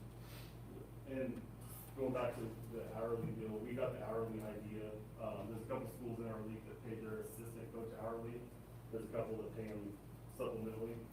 So just talking to Rebecca, we kind of crunched the hours and what how much is explained in the paragraph there. But we just kind of crunched it. And the hours that they would put in or expected to put in would equal to about an S2. So that's how we kind of came up with that there. And if you go back to the next page, last page on this packet, talking about uniforms and equipment. Uniforms, very inexpensive, literally, no cost really. Uniforms, they'll use those, most schools said they wear a team t-shirt and jeans or khakis to an event. So we get team t-shirts made and students can buy them, or we can have somebody sponsor them, and then they can keep them at the end of the year. So we go with them after every season. Equipment, there's only one thing we really need is a buzzer system for practicing competitions. We reached out to our people in our league, and they sent us information on what they use. And so what they use, it's a 10-player system with 2 teams and 5 tabletop buttons. They run about $280. So it'd be an upfront cost just one time at the beginning of the program. Now they did say you're required to take your own to a tournament, so you have to have one, but they always say to recommend to take 2 just in case there's a technical issue with the one. You can bring out your other one as a backup so you don't have any issues that way. So 4 total systems between our 2 schools would be about $1,100 just to get started. In transportation, so we've talked to some of the schools, tournaments, both little schools are going to host one tournament. Dodge City, Cimarron, Great Bend, and Goodland have all invited us to their events for next year. So we sent the information to Miss Lowell here, and she told us estimation for transportation will be around $1,600 per year. And did you consider that with us right together separately? I mean, together.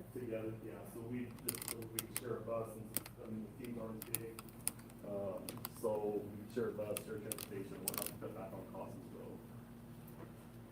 So, I mean, that's really all we have as far as financial considerations and reasons why. So, do you guys have any questions for us?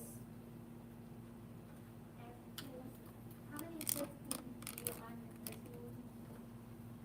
I don't think there's a limit.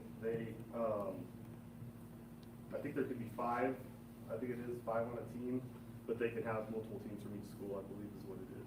So, but I think, I mean, several teams we've asked about numbers, I think depending on what school, some have 20, some have 15, just depends on how many kids are interested. Yeah. But it's not something you can cut them or whatnot, you can take as many players in as possible. Yeah, if we had large enough numbers, you just have to pay an extra entry fee to get it. You know, if we have a horse good 1, a horse good 2, so I mean, you could get a lot of kids to participate with it. Yeah, I'm not sure. I thought they said maybe 5 or 6 per team. but I I'm think not there's 5 at each round, but you can kind of rotate rounds too throughout the tournament, so. And then I just have a question too on the levels or the supplements. Yes. Is that pretty consistent with similar programs? Like, I don't know, is like Odyssey of the Mind like similar or robotics? Like, Yeah. is this, We don't have Odyssey of the Mind. I mean, this would be the first or type everybody of. does though, don't they? No, we have Science Olympiad. I think it'd be very similar to our Science Olympiad. Okay. I mean, it'd be considerable to that, so. Yeah, and yeah. we kind of looked at some of the activities that offer 3 practices a week, and so cheer's the same way. So we kind of compared that to cheer in our buildings. We don't have Science Olympiad. So, and in that financial considerations, when we talked about the considerations, we kind of mapped out what their requirements would be and how many practices, how many hours, whatnot through the week would be expected of them to be able to be a coach or a sponsor for that activity. So basically, expectations are outlined in that. And when is scholar full season? It's January through February, so it'd be January through November. It's about 2 months season. So it's similar to our middle school Boys basketball, and about 3rd season of cheer for us. I just felt a little concerned with the $10 an hour because that doesn't seem like a lot. So I just wanted to see if that would, Goodbye. Does that mean we're done, or? There's your sign. I just wanted to make sure that that would be incentive enough to get sponsors. I think it would be. I mean, I don't know. That's just kind of what we went with because that's what the other schools. We just moved. This is all new to me. I've never dealt with Scholarsville before, so I just went with kind of what we researched from our other league schools and what they were doing. That's kind of what they said they were paying their people hourly, the ones that were doing it hourly. So. Great, thank you. Lauren, heard a rumor that you probably have some sponsors for the buzzers and the t-shirts. Perfect. I like that. That's good. Even better. Well, even with that, I'm just wondering, in the interest of time, when you put it on the table, we can still discuss. I ran the numbers, I came with just a little over 7,000 for what they presented here, or approaching that, and that's a pretty valuable activity for that price, so I would move that we approve it. I second. I'll just put it out there that the last time that Mr. Byer presented with regard to an activity was cheerleading, and we waited until the next meeting. Are you comfortable with doing this on the first read, or do you want to wait until the Maybe next? it's all this budget discussion, I just want to get excited. Spend money. I mean, we wanted to bring this a lot sooner. I think one year Lucas was getting on the, he was meeting with Kerry McFan, who was the high school coach, getting it lined out, then Kerry left. Then the next year, we got COVID, so it's just kind of been a. Yeah, we wanted to do this a long We've time. been trying to I get this challenged you when you were here for I know. cheerleading, that you gotta get this thing I going. know, so, yeah, we definitely want to add it. It's something that we think would be awesome and beneficial to our students, so. And we weren't planning to ask for action tonight, but if the board wants to do it, there's no reason we can't. And just as a person making the motion, I would certainly be willing to amend that if that was the advice of the president. No, I'm fine, I just remembered the discussion and that happened about cheerleading. So that's why I wanted to make sure you all were comfortable about doing it on the first read. So, any other? I was. Is there any other discussion? All in favor, please raise your hand. Opposed? Thank Good you luck. guys, appreciate it. And we'll need somebody who can spread those rumors. Big trophy. Yeah. Okay. Okay, All right, perfect. Thank you, guys. thanks. Yep. Big See trophy. ya. Yep. You guys have a good night. Okay, that takes us to the school calendar. Well, they're getting ready. Listening to Alex, big trophy comment, I worked for basketball at one point, said before every game, when I was coaching, he would say, hey, Steve, we're behind you, we have time, we're behind you all night. That's pretty good. You know what we need to do though, we had a TV show, it was called Categories, and we competed against it in the high school. So we've got a TV station.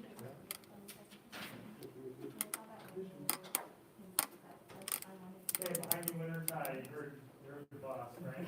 Big trophy, big trophy. Big trophy. Good evening, board. I'd like to just talk a few minutes tonight about our calendar process. So just to start off with a little background, so we have a calendar committee, and really we're grateful that the board gives us an opportunity to gather some input and have some input in our calendar. Everybody understands the board has complete authority to set that calendar. And we're grateful for the opportunity to get together and have some creative minds when it comes to establishing our school calendar.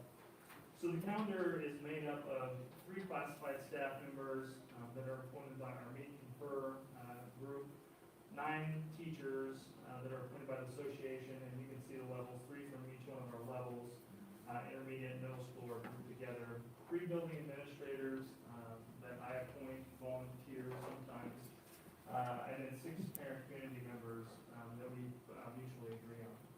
We also have some advisory members, some non-voting members, people from our Catholic schools. We do have 2 board members that are welcome, and you guys get an opportunity to sign up for that committee when we do our organization and our meetings. Typically, we ask a representative from Holcomb to come as well. We've had our superintendent, Dr. Scott Myers, come, and then also a representative from the community college. Part of those advisory roles are simply to make sure that we're all kind of talking the same language when we're thinking about like spring breaks and those kinds of things. I would like to just take an opportunity to thank the committee members that we've had. For any new board members who have been on this committee in the past, this can be a real thankless job. You have a tendency that you can come up with 2 really wonderful calendars, which I think we have in our examples tonight, but not everybody is going to be happy with the results of that. But we have great conversations, we have great groups to work with, and they certainly put in a lot of time going through this. They review survey data information, we come up with all kinds of crazy drafts while we're going through this. It's just a monster jigsaw puzzle to go through, and I've had the good fortune to chair that committee and then also to work with those wonderful people. So thanks to all of our committee members who have been able to participate. The committee terms, so you serve on the committee for 3 years and we have a staggering schedule. The purpose of that is so that we don't start fresh every single year, that we have some consistency, understanding, maybe some parameters like we have to look at with our negotiated agreement. So in that 3 years, in the 3rd and final year, then it's kind of thank you for your service. And then the next year we go out and recruit another person for that position. So we have 2 years of stability while we're getting people caught up to speed through that process. The board has given us a charge in the past, and that has been great. We've been grateful to have that kind of direction. Again, since the board has full authority to set that calendar. Maintaining current number of contact days for students, maintaining a monthly collaboration, which usually we do through our in-service collaboration days, and then also looking at additional breaks that could include federal holidays. And I'll get into some more of that information in a second. The committee's goal is to create the best calendar for students with provisions of the negotiated agreement. Some of those provisions are presenting 2 calendars that would go out to the voting members. We consider the number of hours that we have, both from the regulation standpoint and the board's direction. Number of in-service and work days, no more than 10 combined. When to place parent-teacher conferences, and our length of duty day are all things that we consider through our negotiation contract. Other considerations in how we gather information, we do both a parent and staff survey. Parent survey was actually a recommendation from a board member in the past, and it has been really valuable. I put some numbers in here just for you to see. So this year, our parent survey, we collected almost 1,400 responses from our community and parents. 767 responses from staff members. I've also included what those survey results were from the past 2 years, and you can see a significant increase in the feedback that we received from both staff and community. I think a big part of that was, again, the board's decision to acquire the Remind app that we use as a communication device. It allowed us to get that information out and available to people and let them know where to find it. So we got a lot of great feedback, and the board has received all of that feedback in the results of those surveys. Other things that this committee wrestles with is the timing of parent-teacher conferences, when they should fall in each of the semesters, 6 weeks in, 7 weeks in, 9 weeks in. Timing of spring break, again, with the input from our advisory groups. We often try to align those with Garden City Community College, also Holcomb. Which federal holiday should be observed? Again, this is kind of an ebb and flow. We can take all of those holidays, but the end result is our staff often want to be done by a certain time. So if you add more days off, then oftentimes you go further into the year. Length of winter break is a consideration. Collaboration day configuration is also a consideration. Balancing semesters. People who have not served on the calendar committee, certainly this was my invite to everyone to participate in that committee. But the semesters are important. Oftentimes it gets overlooked, but this year was a great example because we started late out of need for COVID situation. It forced our second semester to be a lot later in the year, the start of the second semester, than it has in the past. And that creates some unique challenges. So this committee does have to consider what those things look like for each of the semesters. Starting in ending dates, and then this committee, this year, we had 4 meetings, and we started off with 5 different drafts of the calendar to get to the 2 that we ended up on. So here are 2 drafts. I know those are hard to see. So you have hard copy drafts in front of you of draft A and B. I'm very, very proud of the work that the committee has done putting these 2 calendars together. Oftentimes, when you start looking at 2 calendars, there's a lot of similarities between the 2. And sometimes that can be frustrating from our staff that they don't feel like there's much different or much choice. And I think this year is an example of, again, creative thinking. So we have a lot of differences in the 2 calendars that were presented to staff for vote. Little difference in terms of start time. Something unique with our Thanksgiving break on calendar B was to have our students not attend during that week. Calendar A is a little more of what I would consider traditional Thanksgiving time. Christmas break is another example. I would say on draft B, that's maybe a little more traditional. But as again, part of that committee's work, getting outside the box, and with just how the days fall, Christmas this year falls on a Saturday. So that gave us an opportunity to push our winter break back, then also extend it later into January, which is something that is a little bit different. And the spring break, of course, everybody likes to have the full spring break. We got to experience a short spring break this year, and we certainly wanted to have that back. Another difference, again, is from calendar B and calendar A, that start time, but also if you look in May, the ending time is also different. So there was lots of things for staff to consider when they looked at this calendar. And again, keeping in mind, our goal, as always, was to create the best calendar possible for students. So we have voted on the calendar, and we had 68% of the eligible school voters participate. We had 399 total votes, and the results were tight. Calendar A was 187 votes, and calendar B was 212 votes. So it's our recommendation from the calendar committee that the board consider adopting calendar B that you have in front of you. We aren't asking for action tonight. We just anticipate this being a first reading, and then we will take action at our next meeting on the 26th. So, can I answer some questions? I have a question. I know that we don't have any, one of the voices I saw that was missing from that piece would be counselors. Do we have anything that, any reason why they haven't traditionally participated on the committee, or? They can participate, not separately, but they can participate in any of those levels. So those levels represent certified staff members, and those folks are chosen by our Teachers Association.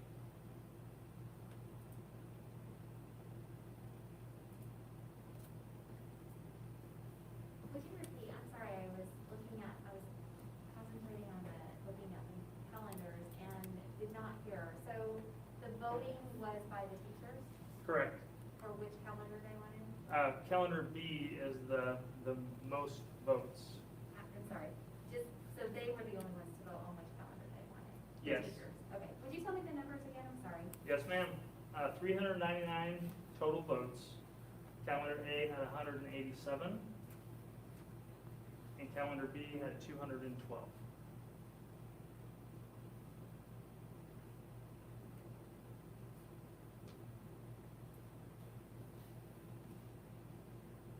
Other questions?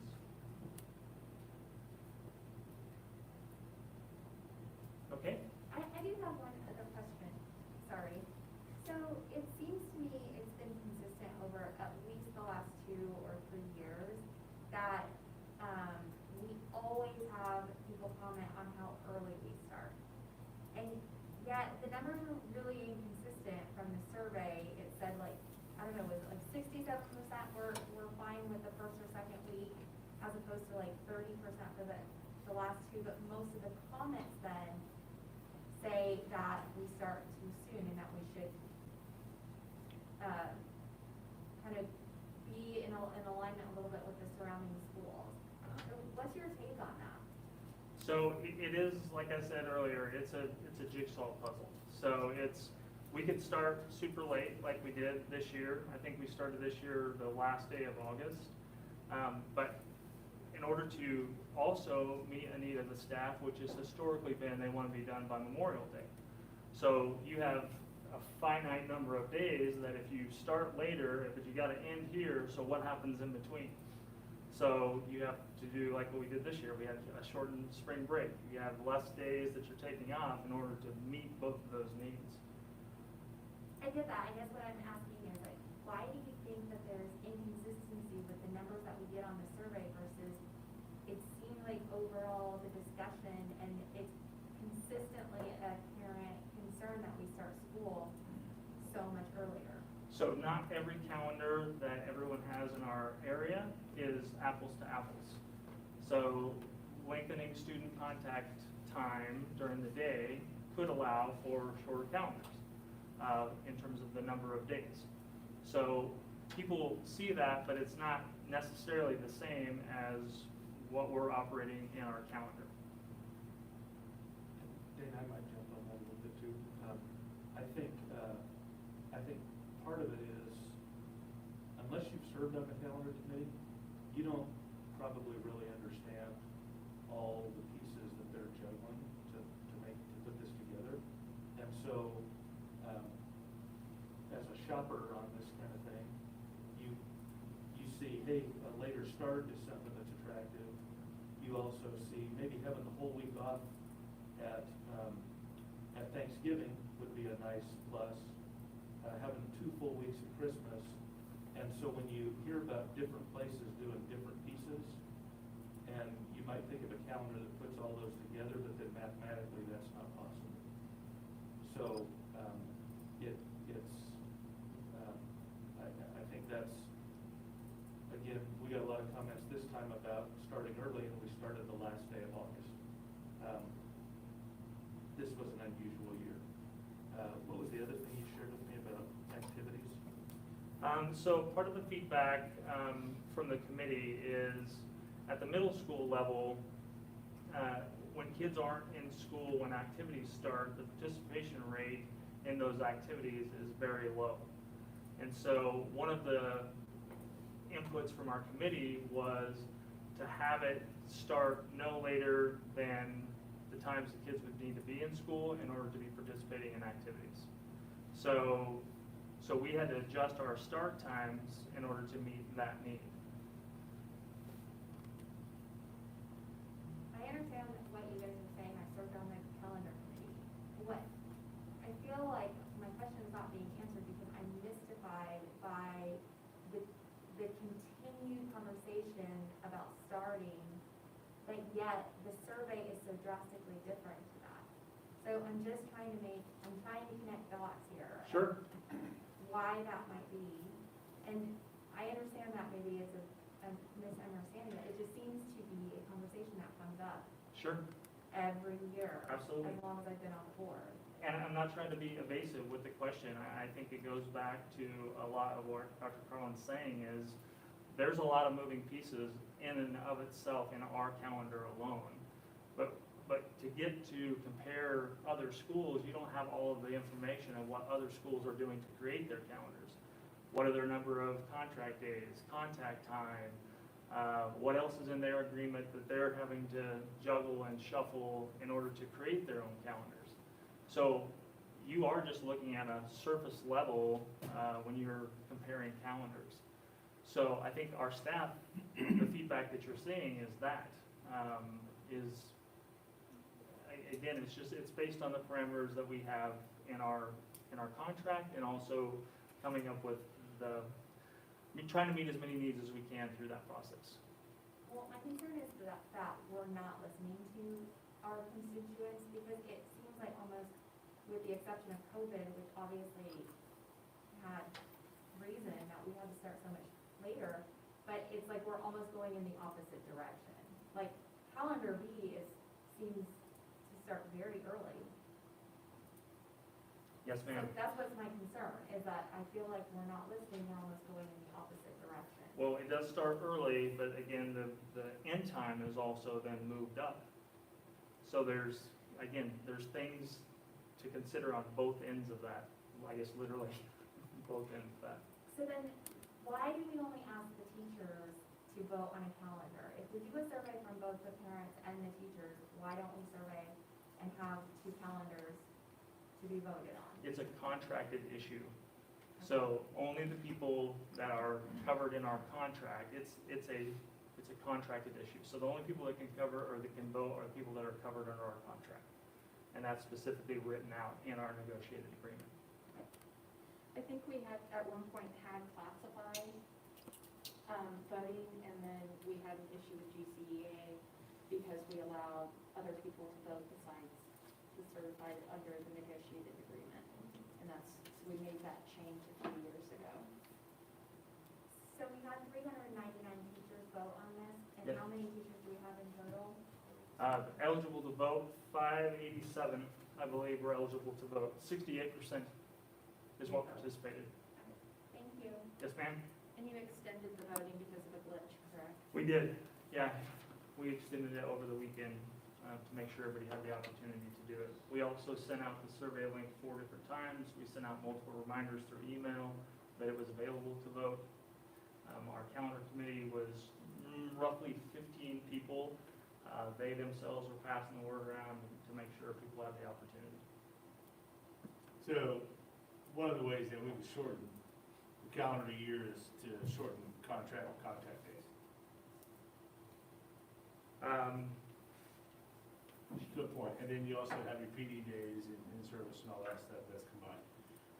The Scott City, or excuse me, Holcomb and Deerfield, I think they have a shorter contact days, don't they?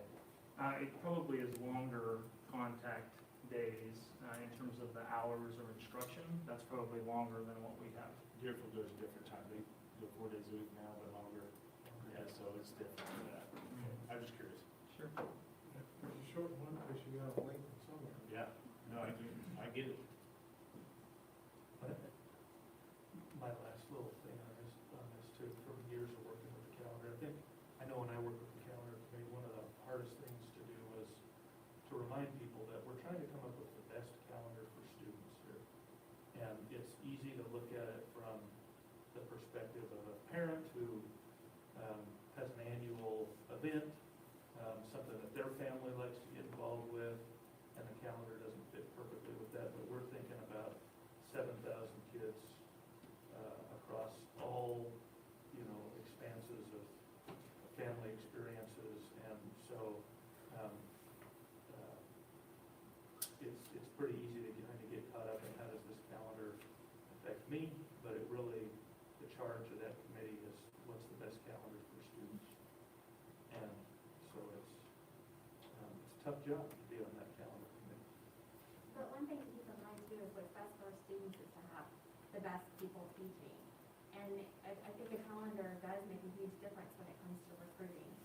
And so that, to me, I want to keep that in mind, because when we get comments from staff, I think that should play a heavy role in how we make decisions. For example, when Janine brought up the counselors, the comments that we got made a lot of sense. And Sure. I just want to make sure that, that we are listening to as many people as we can. And I know no calendar is going to meet the needs of every single person, but there were a lot of comments that we were able to look at that, for me as a board member, were concerning, and I hope that they are feeling like they have a voice in this whole process. Yes, ma'am, and that's the point of the surveys, and I can assure you that our committee read each and every one of those comments, 1,400 from the parents and community members, and we spent an entire meeting reviewing all of that data, every single one of them. Is there a way to add counselors to the? It's through the negotiated agreement. The makeup of that committee is in the contract. And there have been times where counselors have been members of that group of 9, but there's nothing that specifically requires that a counselor be on there. And Right. that's a choice GCA makes. One of the things that I think we're hearing, and I've seen through those comments and hearing from other people who maybe put comments on there, is I think their voice is definitely being lost in the process. Just with how things are going, they're expected to use for when they come back on, especially at the beginning of the year. So maybe we can look at some of those things in other ways that can help with that process. So that they're not, so they're not left out of the process, because I think we're missing a piece. And I agree, this is hard work. I don't know how, my hat is off to everybody on the committee, because to come up with 2 calendars, that look good. But I agree with Dana, I want to make sure that we're listening and that we have those voices in place, and their voices are being heard and taken into consideration as it is. It's not going to be perfect for everybody, I understand, but we need to make sure their voices are in here too. Yes, ma'am. Anything else? Thank you. Thank you. Okay, that takes us to the Rural Housing Incentive District, and I think Mr. Allen may be here to help us with that. I think that's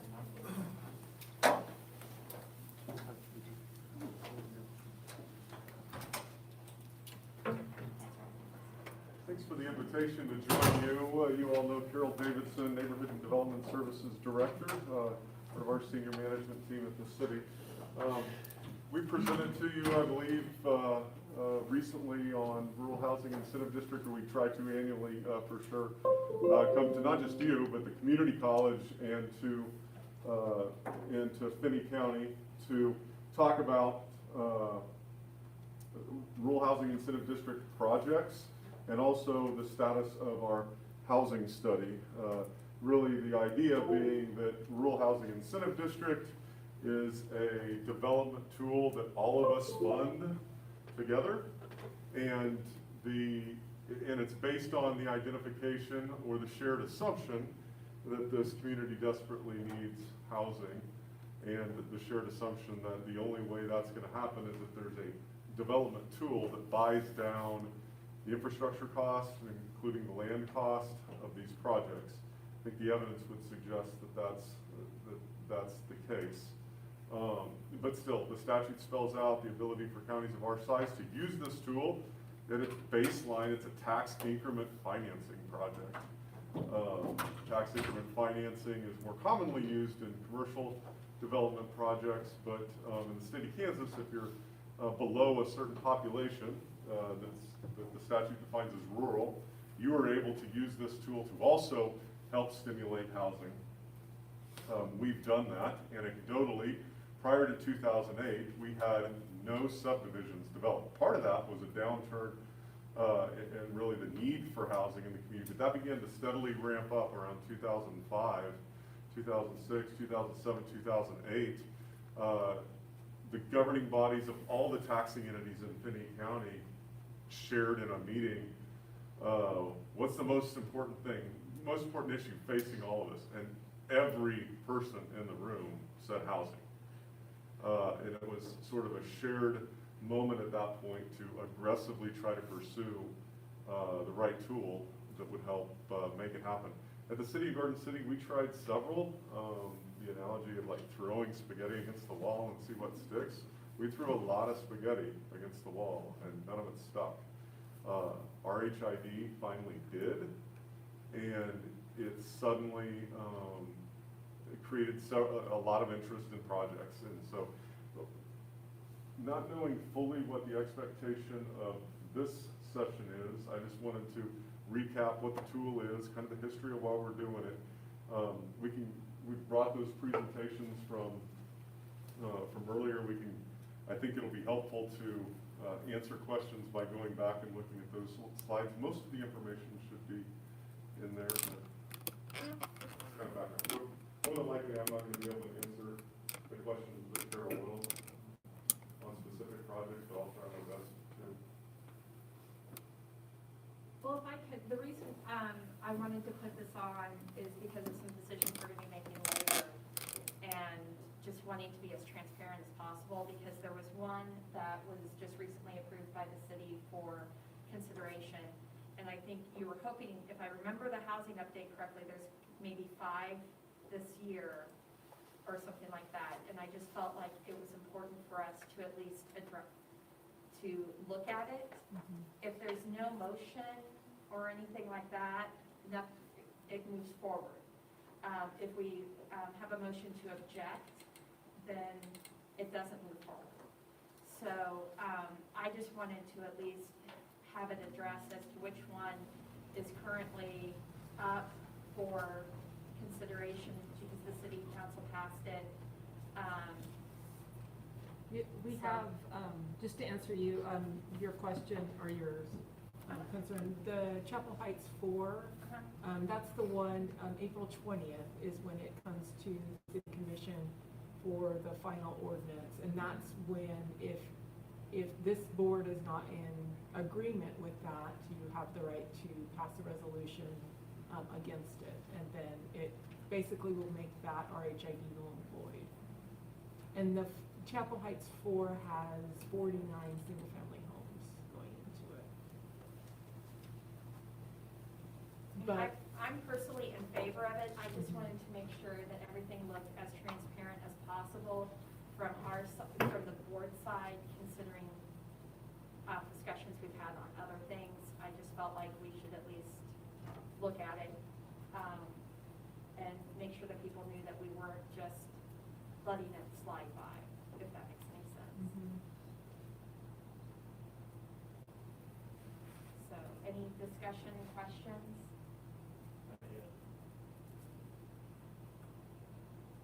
I don't have any, President. I think the need's still there, and it seems like we ought to support it and not object to it, given its framework and structure. You don't go backwards in revenue, and certainly it's an opportunity to go forward in supporting the infrastructure that our community needs. So I certainly appreciate the opportunity purpose of it tonight on the agenda and the opportunity to Q&A if there's any questions. So thank you for the city for being here. And this is something that's changed since the last time we spoke to you, so I'd like to bring it up to you. On this slide right here, it says Northborough second. Northborough has changed up their plans a little bit. Their second edition, they're now calling it Hunter's Glen. And there will be, it was originally scheduled to be single family and duplexes. But now they would like the second edition to be all duplexes and fourplexes. And they're getting some federal funds to help them. They would like to, they're going for a grant right now. They'll find out June 1st if they get the funds.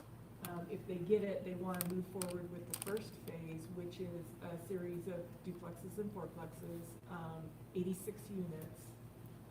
And like I said, they won't know until June 1st. If they get their funding, they'll want to move fast. So they'll definitely want to be to the governing body before the end of this year. That's one of the changes. So right there it says 26 units for the first phase, but it's been raised up to 86 on that. Just letting you know on that one. So Garden City may have a Glen. We might have a Glen. They haven't officially On a submitted. piece of property that probably doesn't have 6 inches of elevation change. They haven't officially submitted anything. They gave us a preliminary drawing of their new plan, and they had the words Hunter's Glen on it, so. They didn't like Northborough. Procedurally, just a refresher, the city commission annually approves the use of the program. By statute, by practice, we come and visit with all our partners. Your statutory involvement comes when the commission approves a project to move forward. So the difference being, the first vote you take annually is that we're going to use this tool again for another year. Then projects come specifically, and there's an ordinance that the city commission will adopt. That starts a 30-day clock, also some notice requirements. We have to send you notice, but starts a 30-day clock by which your board can take action. You don't have to take action. If you choose not to, the silence is assumed to be support. If you do choose to make it a business item and you approve it, obviously that's support. If you object to it, that ends the ability for that project to use that tool, not just for your segment, across the board. So all 4 entities effectively, 1 by passing the ordinance, the city commission, 3 by either not taking an action or taking an action in the affirmative, allows the project to move forward and use that tool. Any hiccup in any of those 4 eliminates the use of the tool for that project. And that's kind of the rules of the game when the state went and created it.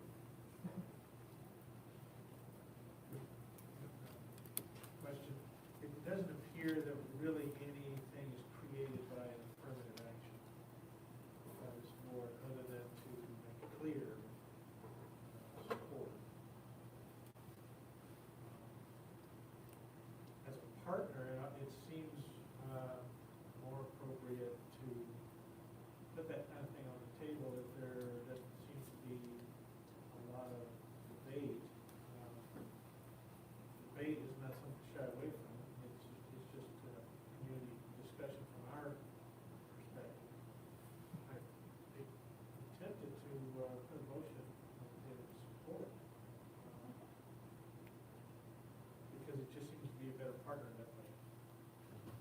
But I'm not exactly clear what I'm supporting other than the general activity. Yeah, so I know this is your discussion, but I'll just jump in and maybe save you a little pain. There is nothing in the statutory process that would be an action that they would take right. Are they on notice for any project? Well, the Chapel Heights phase. Oh, on Chapel Heights, okay, never mind. So you could take an action on Chapel Heights. Mark, my only caution on that would be if What does that imply? Right, what would the implication be? Okay, certainly. Well, I think just as far as comment goes, it is appropriate for a board member to express their support, so I certainly support the process. And I'll probably leave it at that. Yeah, actually, your affirmative comments actually help because, you know, we're talking with the developers every day and it does help us to know, you know, what you guys are thinking. Because they're investing a lot of time and money, you know, to get these projects through and a lot of them, well, I'd say the majority of them cannot go through without this tool. So, we definitely appreciate, your support always. And whether it's affirmative or you don't like it, you know, it's nice for us to know the sooner than the later. We've had discussions in the past as a body about the challenges of getting our teachers Right. good housing. And so this is just hand in glove and working together on that, Yeah. which is wonderful. And I don't know if you remember from the presentation, this Hawkeye one, the developers specifically, making that development, affordable housing, as affordable as you can make for a brand new house. So those hopefully, get some teachers in those. This will be of interest to all of you, but certainly KJ. The red marks in this presentation, you can't read these, but these are all the active RHIDs and the ones in the queue. I'll say the bottom 5 or 6 are in the queue. These red marks represent when the 15 years run out, but it's also 15 years or when they've exhausted all their eligible expenses. And some of these are coming in way ahead of their original projections because of appraisal values. And so this first one right here that started in 2012, its 15 years are up in 2027. But actually, I think it's probably set to retire a little earlier than that. And then you have this whole list, it's like additional 7 projects that came the year after, 2028. Now, some of those will go to the full 15 years. There's a few that'll pay off early as well. So we're only a couple budgets off of some of that windfall coming back, and the actions taken by boards in this area are going to begin starting to roll back some dividends before taxing areas for the investment you made in housing. And what, you know, the challenge in doing this TIF type projects, the RHID again is a TIF, is if you believe the project wouldn't happen but for this tool, you lose nothing, because you can't give up what you never would have had in the first place. I believe that to be the case in our experience in trying to get housing developed for about a decade before this tool came along, and working with developers and looking at the financial difficulties they're having, making the cost of the ground plus the infrastructure when you're built out work, and then go build a house that will actually will appraise under the bank's analysis of what that house is worth. So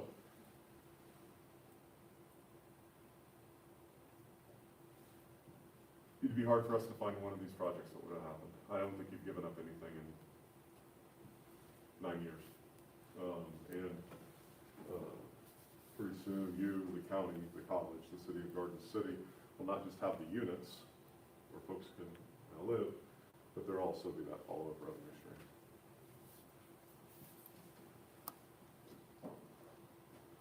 So in that regard, thank you for your leadership. Community, as community leaders, because I think it's taking the community in the right direction. Thank you. We appreciate the partnership. Any other questions? Good night. Thank you. Thank you. Thank you.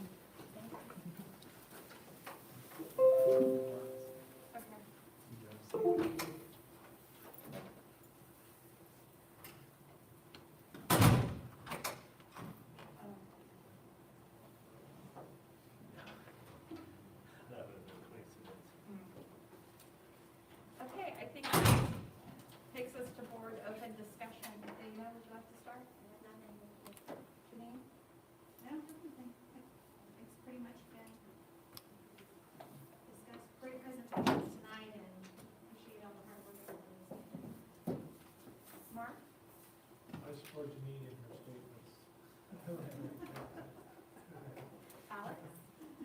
good.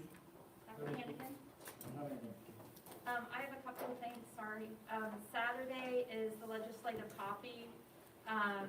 So if anyone is interested, it's actually, I believe, in person at the college endowment room.